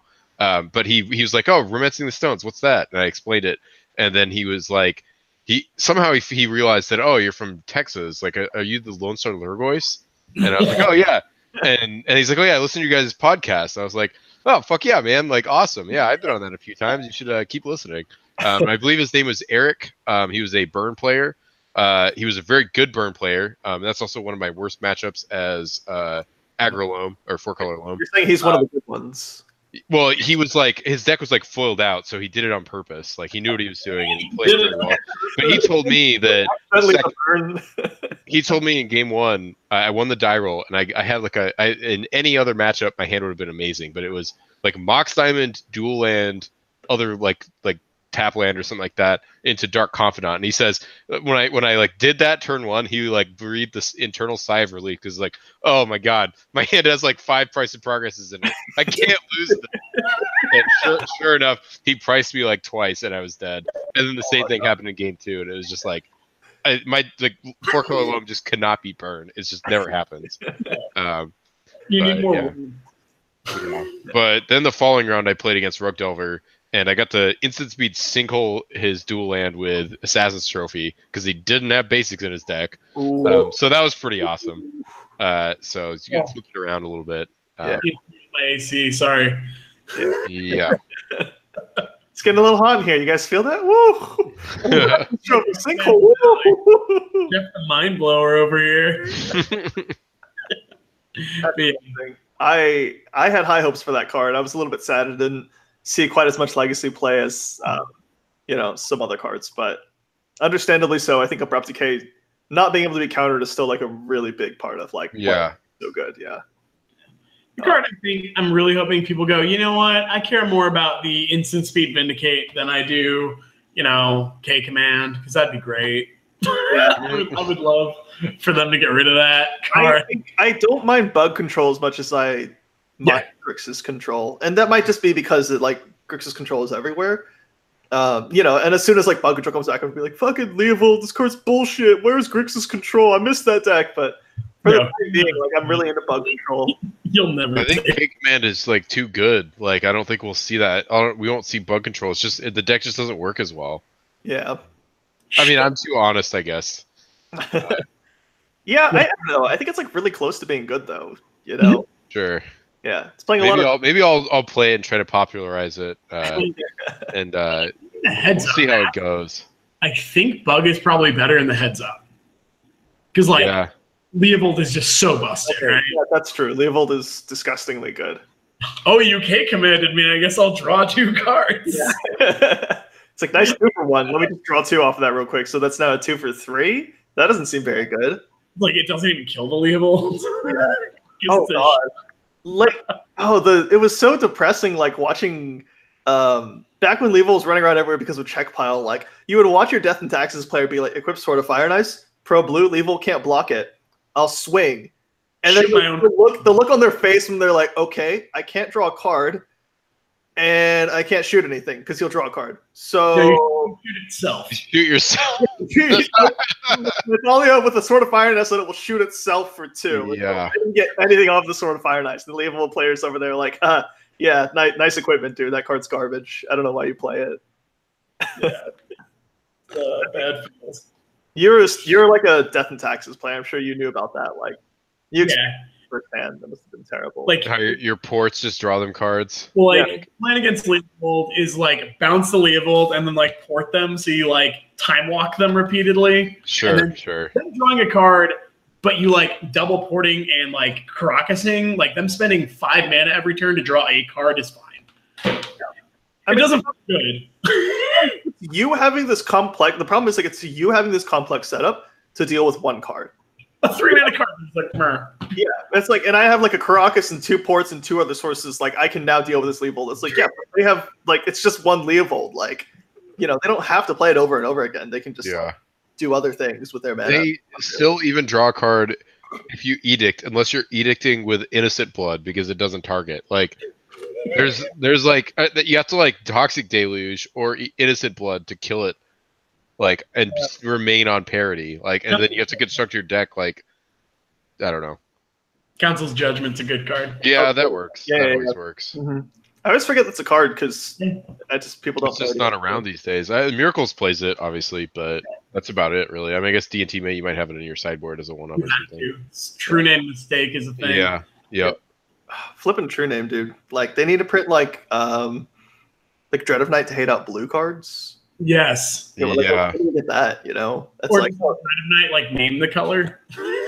Or like blue creatures lose all abilities, like a static effect somehow that does that. yeah. Maybe it's a creature with flying that's green. Blue cards lose all abilities. So we definitely play that Painter, right? Because we want to see like the Opalescence Humility interaction again. Oh man. Like, oh, all creatures are blue, but they lose all abilities. So judge what happens. Right. You have to figure out the timestamps. Yeah. Oh god. Yeah, that's terrible. I don't know. I play a lot of Magic, but like when it comes to like those weird rules questions and stuff, like, I have no idea what's going on. Yeah. I watched one guy, Karakas Progenitus. It was great. What part of everything does he not understand? It's humble. Use this humility card. Oh, okay, I see. That's interesting. Yeah. It's still legendary. Bounce it. It's still legendary. There was a weird one. Is it still legendary? Yeah, it is. So legendary 1/1. Okay. It's a legendary 10-headed snake. That's a 1/1. Yeah. Some guy like played a Blood Moon in our shop, and then the opponent has like an Eye of Ugin, and he tries to like play a second Eye of Ugin, and then like we get into this weird scuffle about it. It's like, they're both legendary. You have to sacrifice one. It's like, no, but they're mountains now. And it's like, no, but super types and layers. And like, I don't know. Somebody knew what was going on. I certainly did not. People are like, hey, Magic, can you explain this? Yeah, they are colorless mountains that are legendary named Eye of Ugin. Get your rules shit out of here, Mr. GRB. No one cares. When it gets really weird is Dryad Arbor. Oh, Dryad Arbor loses being green. And it is a mountain, but it's also still a 1/1, right? Yeah. It's still a creature. and there's no creature type? No, it's still A dryad. It's still a Dryad. Yeah, it's. Oh, thank God for that. Yeah, I know. What would we do in our Dryad tribal deck? Yeah, this is what I get for like riding to big tournaments with like an L2 consistently. Right. It's good knowledge, you know? Like, if you.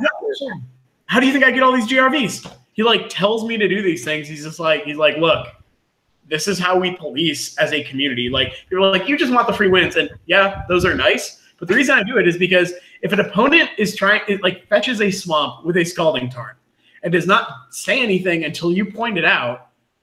Like, if they do it once, that's fine, right? They made a mistake. It's a GRV, nothing. Right. But who's to say they aren't doing that throughout the tournament? Right.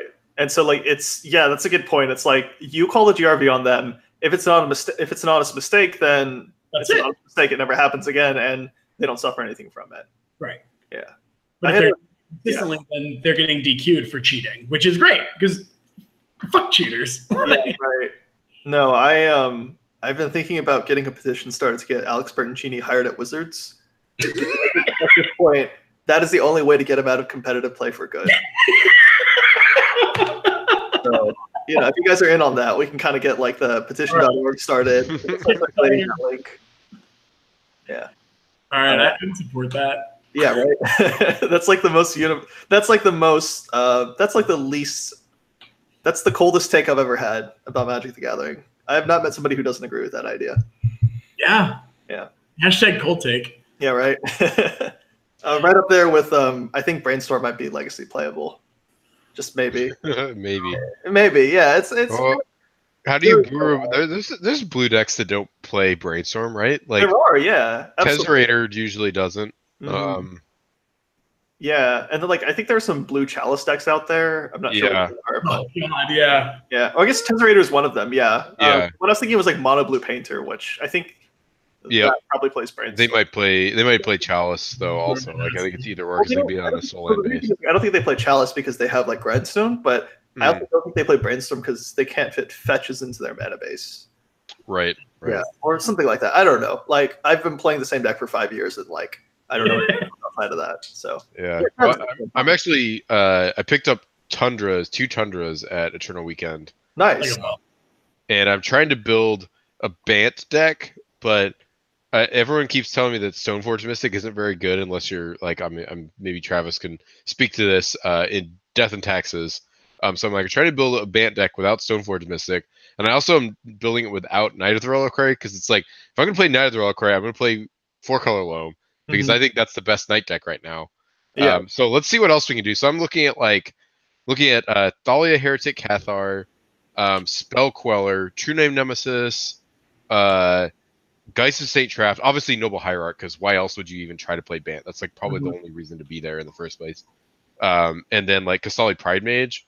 But I'm just like, I don't know, man. Like I gotta try this out, but I just don't see it. I don't see it ever beating the card Terminus. Yeah, you're not. I have a trick for you.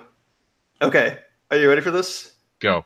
It is a Bant Stasis deck, but that is not the best part. The best part is the deck name. It is called Hardlock Cafe. Oh my god!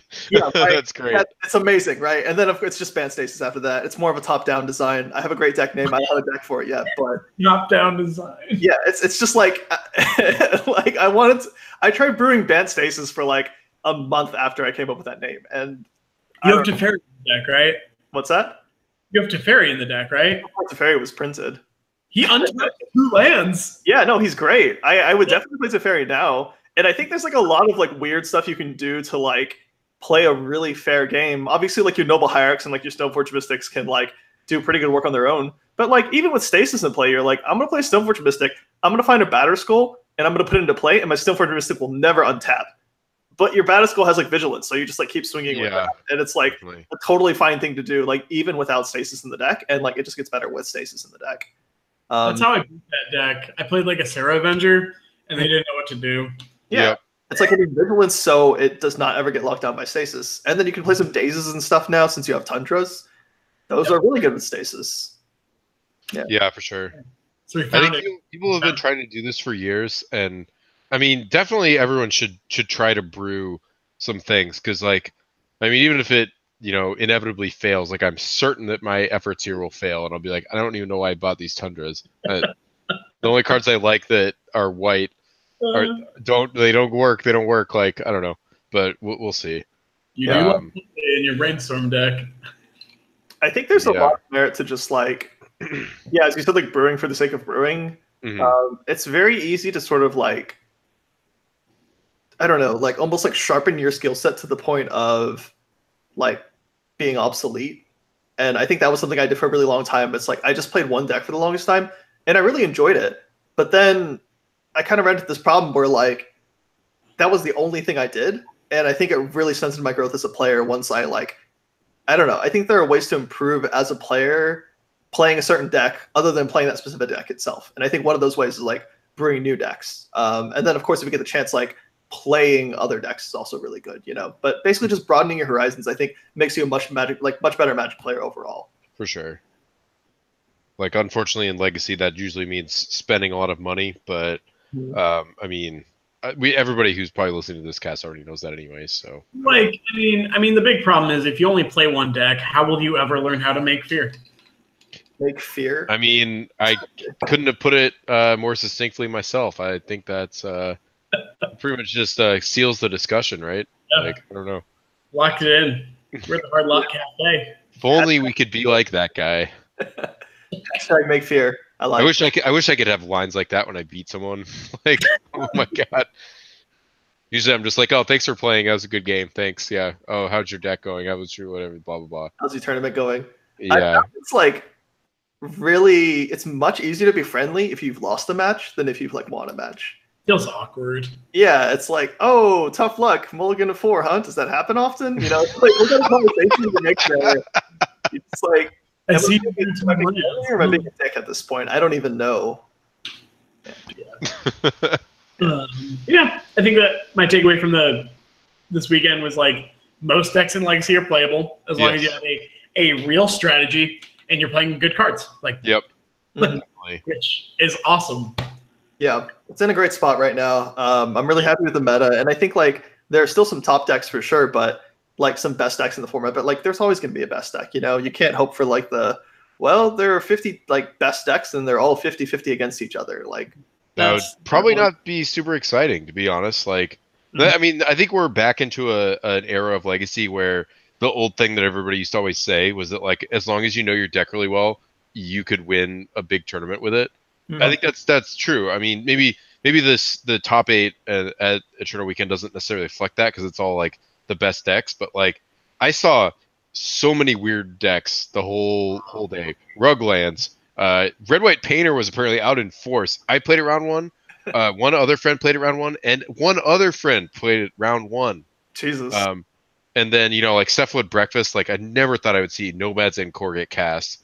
Because I didn't even know what the hell he was doing when I saw it, even though I should know that that's the basis of Cephalid Breakfast and I should know what it does. But I mean, it doesn't matter. Like I still like Punishing Fire just beats his backup plan, and I had Leylines. So, and I mean, I just think like the Deathstrike ban, like it opened the format up a lot. Like maybe this is also just like Eternal Weekend being like a Eternal Players tournament where.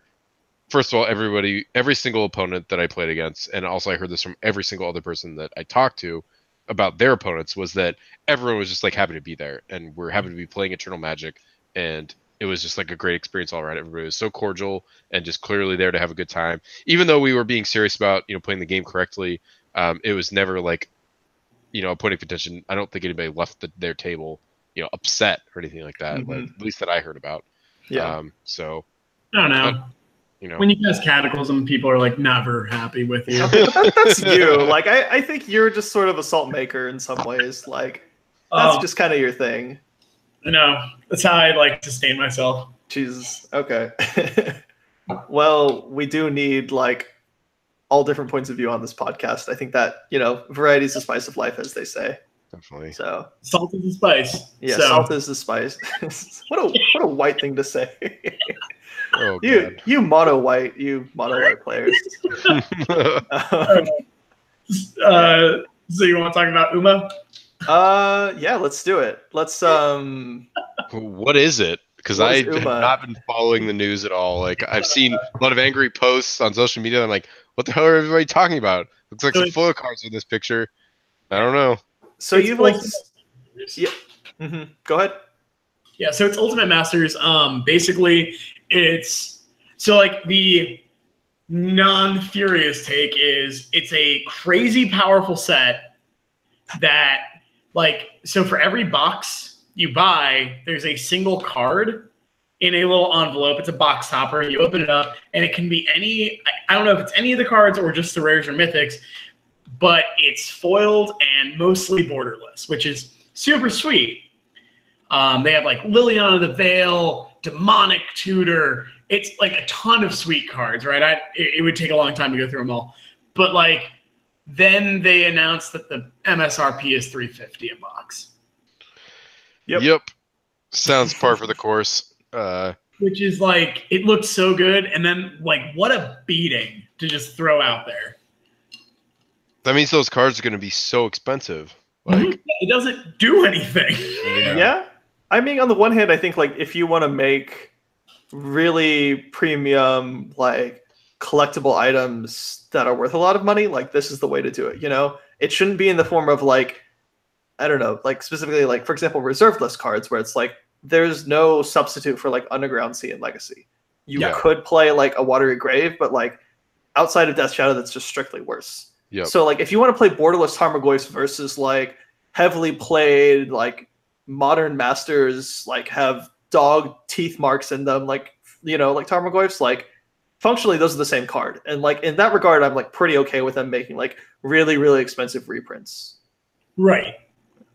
I think so this is the last master set, and I'm a big believer that the biggest problem they had was that they never figured out what the purpose of these sets was. Right?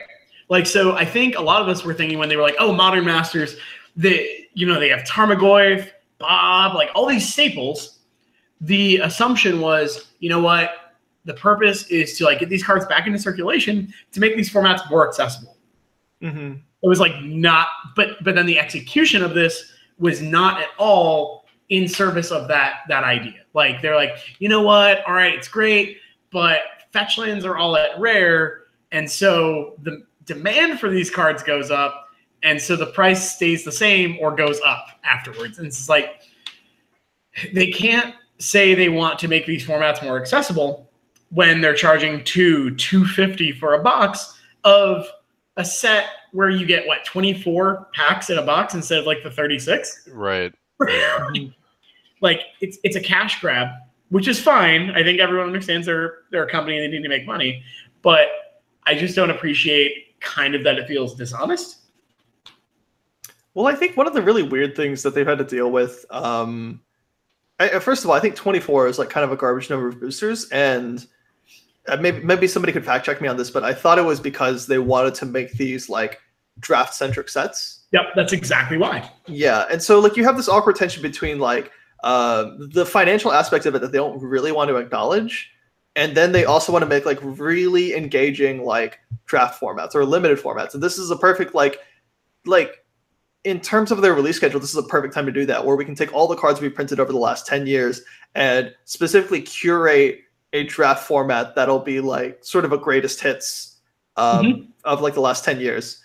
And then you have to find a way to put in like Liliana and Snapcaster and Tarmogoyf, and then I don't know. It's like people get upset when like Endrick Sar is in the set, or like Modern Masters too. And it's like, why is this here? I just wanted to pull like Noble Hierarchs and like Karn Liberated and stuff. And it's like, well, it's there because this is like, you're talking about like they don't really know what they want to do. And like some ways I feel as though they know exactly what they want to do, but they just want to do too many things. Yeah. Right. Okay, that's fair. Yeah. But like, yeah, so like say, okay, it's supposed to be a draftable set. That means you need to find, 7 other friends who all want to throw down just shy of like $80 on a draft.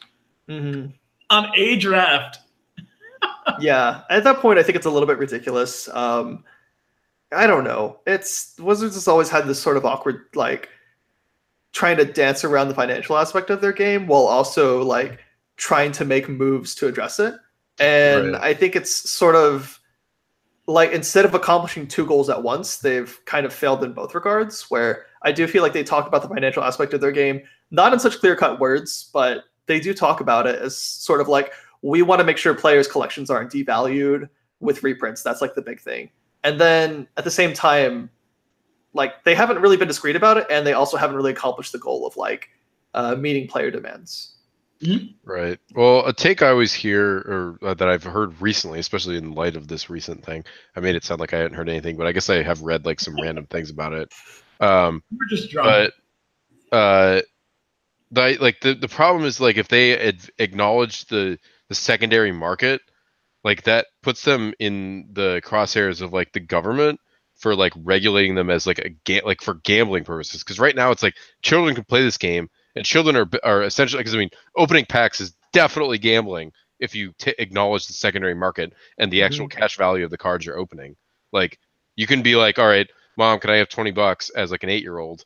And your mom says, okay, here you go, Billy. And then you go to another Magic store and you buy some packs with your $20 bills, and like sometimes you win and sometimes you lose with what you open. And if the Billy is a really enterprising 8-year-old, he's going to understand that. But I mean, that's like a really oversimplification of the issue. But I think that's like kind of maybe one of the things that maybe people don't always think about or talk about when they talk about this sort of thing. But it definitely puts Wizards in an awkward place. And I know that in some other countries, there are like restrictions on Magic Tour. I know Germany has some specific rules about it. I don't know really exactly like what it is, but I've heard that about Germany. And then like outside of Magic, but like in South Korea, when it comes to like microtransactions in video games, they have like weird regulations, and the developers have to like make the game different for those markets to comply with the local legislation. So I mean, it's definitely, I do not envy Wizards' position in trying to like handle all of this, because like I mean, as we discussed a bunch of times over the weekend, Travis, like how much money do you think was in that room? Like millions of dollars worth of Magic cards. Like the secondary market is ridiculous. There are so many sets of power. There's so many dual lands. There's so much black bordered old school cards that are worth stupid amounts of money for like almost no reason, in my opinion. I don't know. I'm not going to get into that, but you don't play old school, do you? I played in a proxy event, if that counts. So no. Okay. Yeah. Well, there's your reason. So. Yeah, I don't know. It just doesn't appeal to me to like buy like.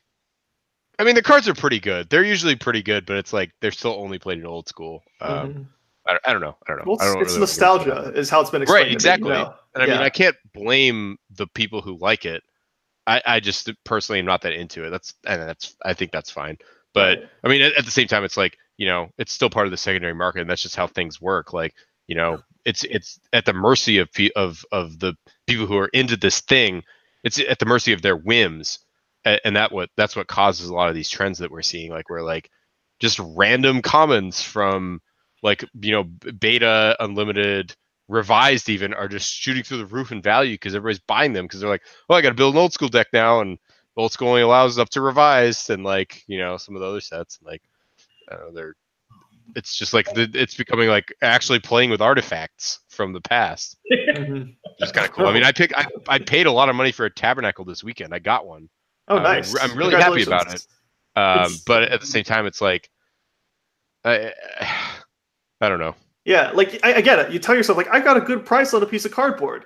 Yeah, a piece of cardboard. A piece of cardboard, and like you stop and think about it, you're like, I'm fucking insane. Yeah, exactly. I'm a crazy person. Yeah, exactly. Like you try to explain this like any layperson, you're like, no. The secondary market dictates its value. It's at 450, and I got it for 400. It's like, okay, like it's still a toy at the end of the day. Sure. So I don't want to get too deep into the reprint policy. My general stance is if they have not put it on the restricted list, which I really don't want to go into that. Oh God.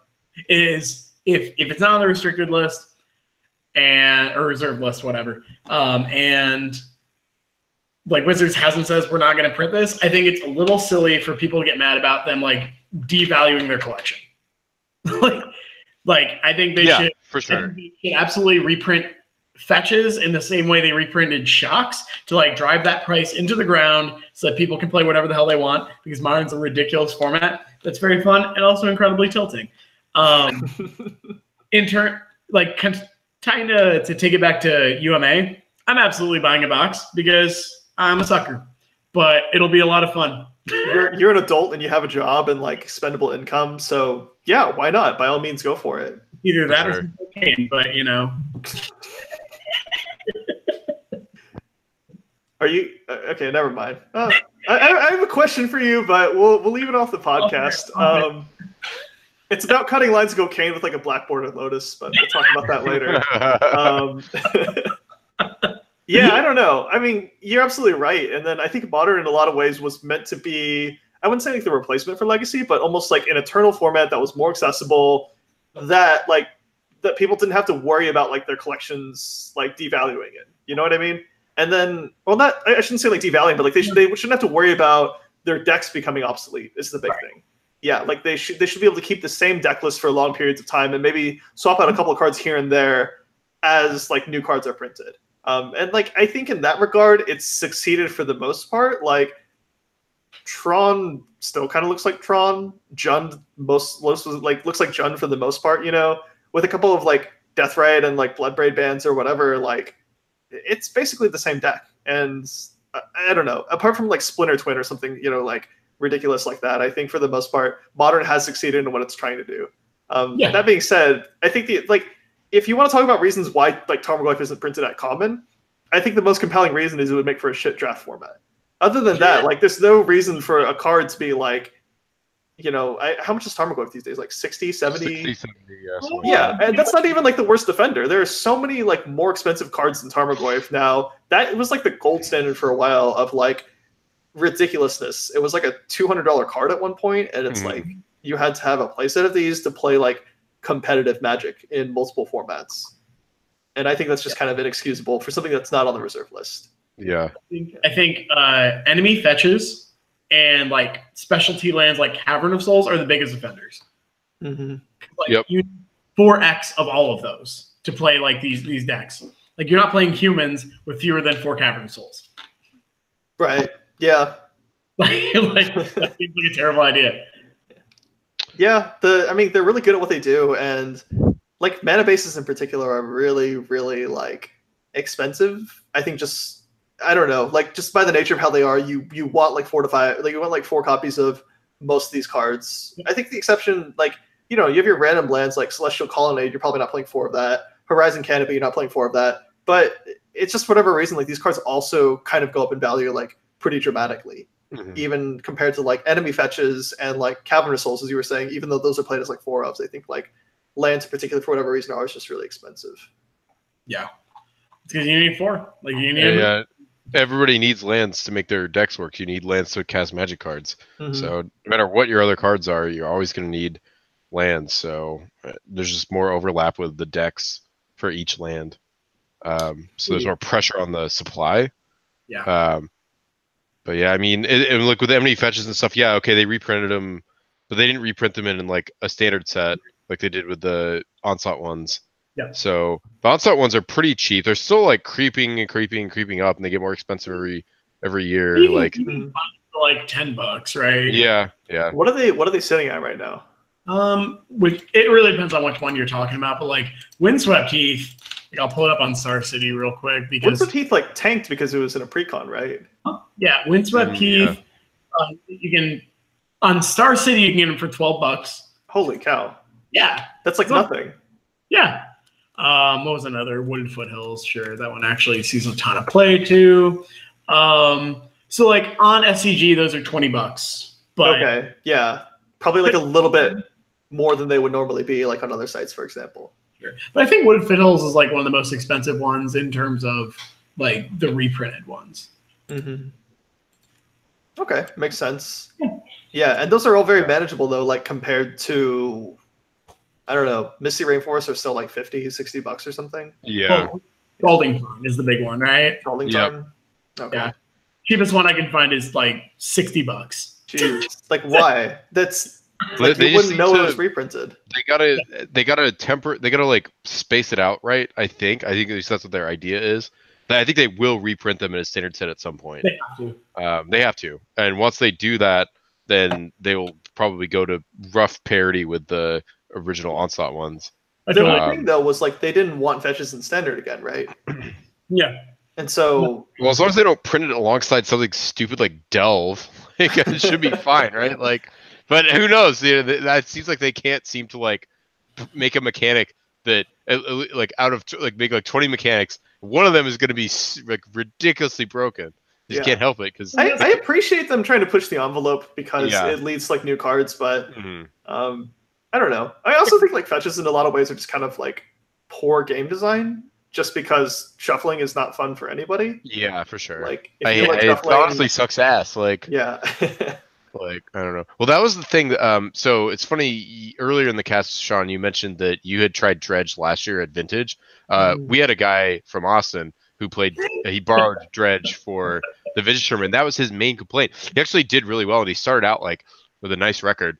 But he said he started getting really tired of just constantly shuffling and mulliganing and shuffling and mulliganing and shuffling and mulliganing. You feel like that's all he did like the whole time. It's like you said, you don't really play Magic. You're just mulliganing a whole lot. Like, but I mean that's just like illustrates this point that it's like just that physical act of shuffling. Nobody likes doing it. You just have to do it with these stupid card games.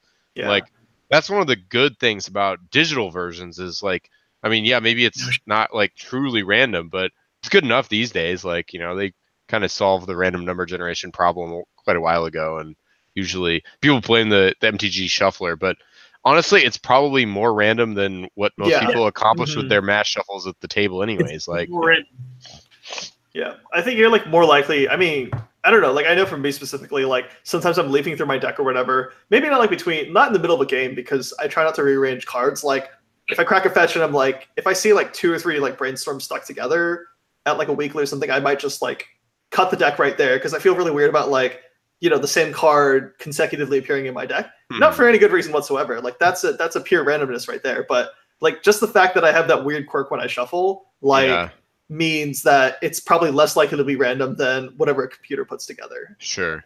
Yeah. And like, obviously I don't do that during tournaments because that's like kind of weird if you like opponents like, oh, crack a fetch, and then they start like pulling cards out of their deck and like putting them in like different places. Yeah. I think that's illegal. I don't know, but it's not something I want to like find out. Yeah, it's not technically illegal, but I bet I could get a GRV for it. Yeah. Yeah. Yeah. We went off tangents. Yeah, right. What were we talking about? We were like, let's talk about Eternal Weekend. Now we're like, Fetchland Finance. Let's talk about it. Ultimate Masters. Again, yeah. I mean, they're gonna keep making sets like this. No. Well, I don't know. I mean, I see it as just a natural progression of like modern Masters. Like they did that. That opened the door for this sort of thing. Like it's just like a pure good stuff set. Like I saw the spoiler and it's like, wow, this is a lot of like cards that are incredibly good Magic cards. Like I did not know that it was $350 a box for 24 packs. And then but I did know that there was like the little insert of like the like ultra dope super foil, like, you know, buy this instead of a Fortnite skin kind of thing. Like I don't know, like that. Yeah, I mean, I don't care. I don't buy a lot of sealed product, so this doesn't affect me. One of my Mox Diamonds looks like somebody sat on it years ago. I buy HP because it saves me money, and I don't really give a fuck as long as it's sleep playable. There's a weird problem now where like I actually think if you're buying online, buying HP is the right way to go because it's harder to fake like heavily played cards. Sure. Yeah. So I mean, I always feel really good when like my Trop Pilot arrives in the mail and it's like, if I take this out of the sleeve, it'll probably crumble to dust. Yeah. It's probably real. Yeah. Yeah. Fun fact, you want to know what one of the most expensive cards in Modern is that like almost all the sideboards have? What's that? Engineered Explosives. Yeah, that card's like $70. No, it's more than that. Wait, last I looked, it was $70. How much is Engineered Explosives? Like $100. You say 100? Yeah. Knit ones are like absolutely $90 to $100. Yeah.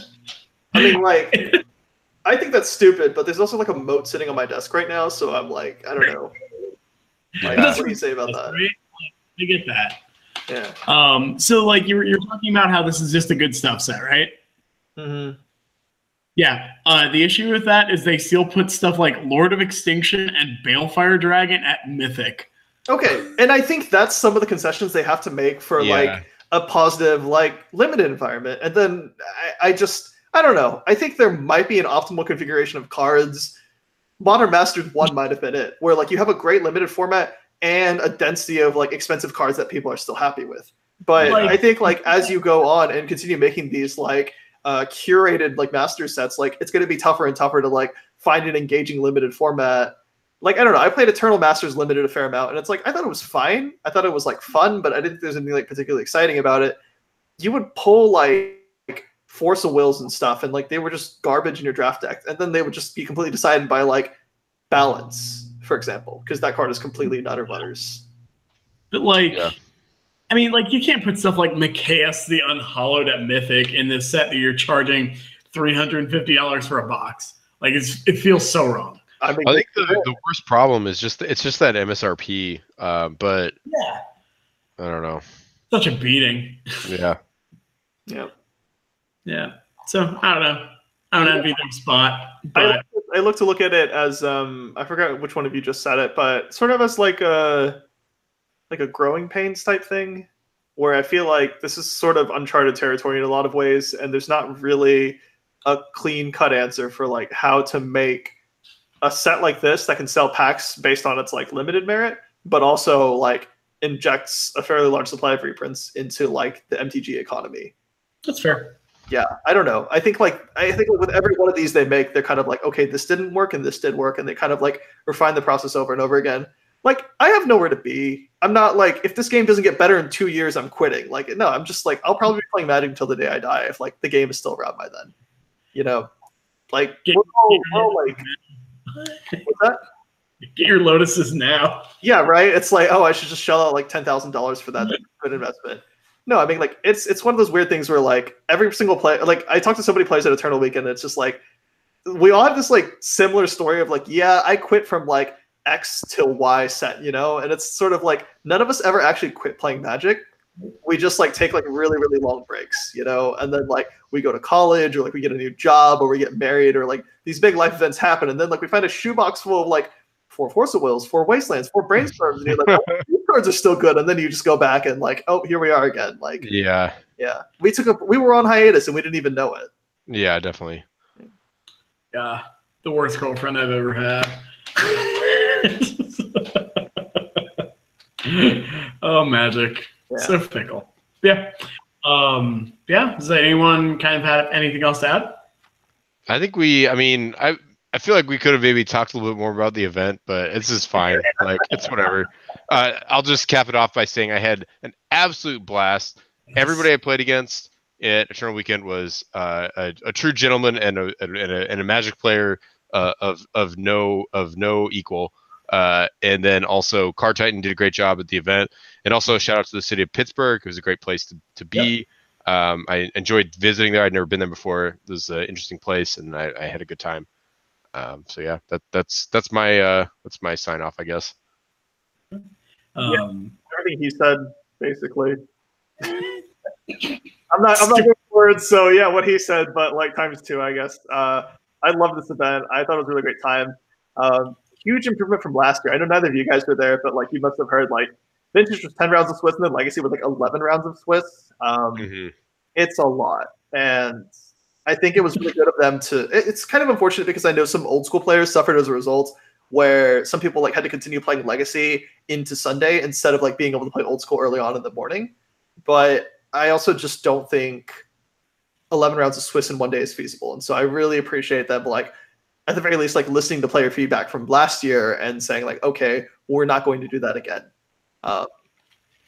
So yeah, and then of course like people were awesome, tournament was awesome. I don't know. I don't know what it was about this tournament, but like everybody was just so like well mannered.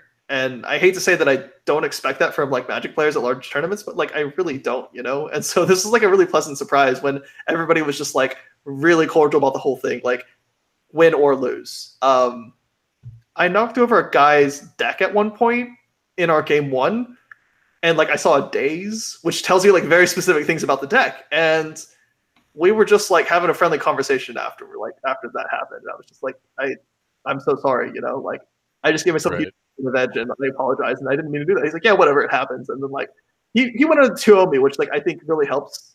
I'm really upset at somebody when you 2-0 them, but like, you know, that was just like a really cool thing to happen. It's like, I apologize. And he's like, yeah, I understand, it happens. And then like we just went on to like play a great game of Magic and we're really friendly afterwards.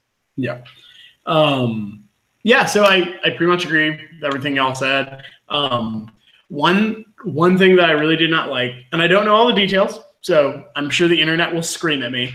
But my understanding, so I was really looking forward to the team trios because I thought it would be a ton of fun. Like I had a buddy who was going to play old school, buddy who was going to play vintage, and I was going to be on Legacy. It was going to be so much fun. 5 rounds, team trios. Sounds awesome, right?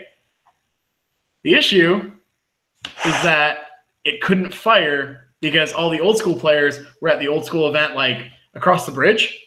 And it was because the team trios event got moved because some like pros or something were saying, well, if you do this event on Thursday, then we can't come. So they moved the entire tournament around to accommodate those people, which meant that the team trios event couldn't really even fire.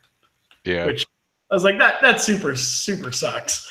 But pretty minor thing. I hope that going forward, like, especially since they were kind of working in coordination with like the big old school community tournament, like hopefully they just kind of stand their ground on that. So that way it really just works out better for the other 95% of players. Sure.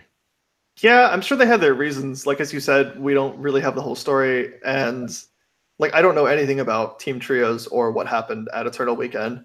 That being said, yeah, the way you described it sounded like it really sucked. And so Card Titan's shown to be like pretty receptive to feedback. So, you know, hopefully going forward or next year, this isn't going to happen again. Yeah. Props to Tweety for just being like, the most awesome dude ever to like hang out with. Oh, yeah, he was great. Definitely. Like, I played against him a couple of times, like at your Austin tournaments and stuff, and He's so nice. he's a really nice dude. Like I played against him in Vintage, and it was just kind of like all serious business, you know, like how people are when they play Magic. But like he was just a really awesome. Oh yeah, he'll talk to you, but he's also like don't let that fool you because he's a very good player.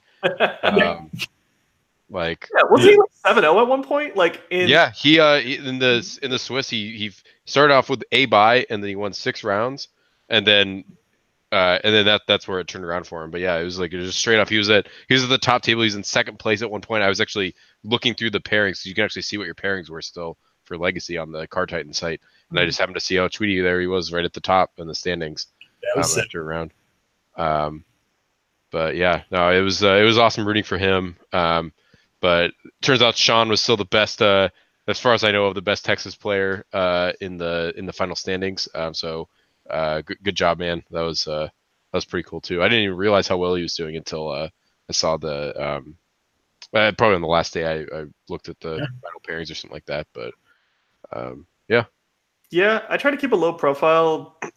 Things. It feels kind of like I don't know. I'm not superstitious, but I also don't believe in like celebrating early. You know what I mean? It's like, man, Sure. great day one. This can only get better. And it's like, no, if you like say those exact words, like, Yep. you're gonna crash and burn on day 2. Then you're gonna miss the chalice trigger to lose game 3 of a match you should win, just like me. Only chalice trigger I missed. I let my opponent surgical my loam, which completely ruined all of my lines. So like the choke and the Garuk in my hand were just useless because I couldn't make the mana work without the loam. And I had a chalice on one, and I was just like, oh my god. So that's like the ultimate slop is like me being a Chalice of Void player and just like completely like losing any hope of cashing because I suck at Magic. But I only 2% regret getting trashed the night before, so I'll leave it at that. Yeah, no regrets. Yeah. Well, I mean, it's all a process, right? Like you make mistakes, and then you get better as a player, and then you stop making those mistakes, and then you make different mistakes, and life goes on. No, Mike and I will forever be trashed the night before. Yeah, I'm just gonna put it out there. I don't really understand. So like, I don't drink, and it's not like for any particular reason whatsoever. It's just something like I had really bad Asian glow in college, and like I just kind of stayed away from it, and like now I just don't really drink. But like, I am always like alone in a hotel room, and like at 9 or 10 at night before the tournament, I am like going to bed, and nobody else is there, and it's like, where did everybody go? And it's like all my teammates and all the awesome people are just out like drinking and stuff. And then you're trying to go to sleep, and then they pour into the room with them at like. So that's not a problem. But it's just okay, like, good. I hear people complaining about like, oh man, I play so sloppy. Like, you know, round 1, I'm so mad at myself, and I'm like, what? Like, you went out drinking. You're still hungover. Like, why? Yeah. Why do you still drunk? Yeah, like.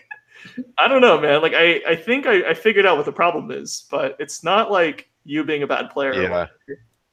I don't know. That's just me. Everyone plays their tournaments differently, and I get it. Not everyone's there to like I take my games really seriously, and like I get that some people just go to large events to like, you know, hang out and drink beer with like other Magic players.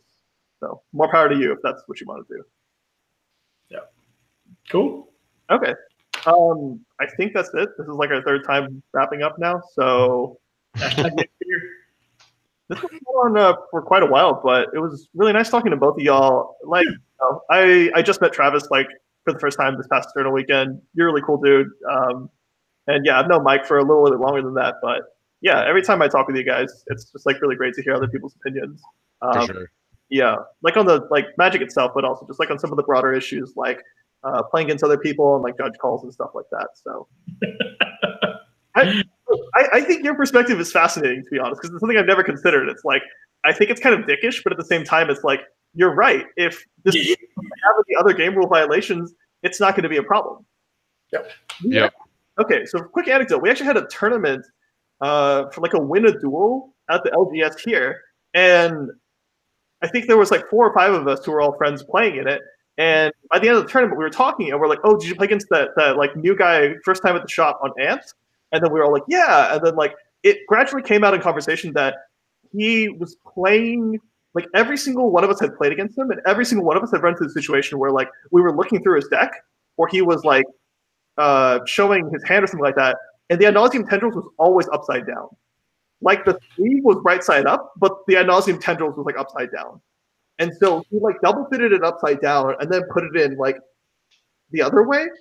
And so you could tell like if it was the top card of your deck, you could just feel the opening of the sleeve. And so I think we're all like, hey, wait a second, you know? And of course we talked to the local judge and we're like, hey, this is really sketchy. We all realized he did this. And like we all beat him. It didn't really matter, but it was also just, that's something that like we could have prevented if we had been like a little bit more diligent in like, you know, calling out that kind of behavior. So like while in the moment we all think like, oh, we're just being nice, you know, that's like an honest mistake, let it go. At the same time, like the system is designed in a way to allow for like honest mistakes. And so sometimes like you're not really doing anybody a favor just by like, oh, let this one off the hook, because like if you let him go without a game rule violation, maybe his next round opponent, I don't know, like he could end up knocking somebody out of the tournament who was playing honestly. Sure. Yeah, and like that's something I just kind of stumbled across in this podcast and something I'd never thought about before. So yeah, there you go. Awesome. All right. Okay, y'all ready to call it quits? Yeah. For sure. Okay. Yeah, I think this one got good talking.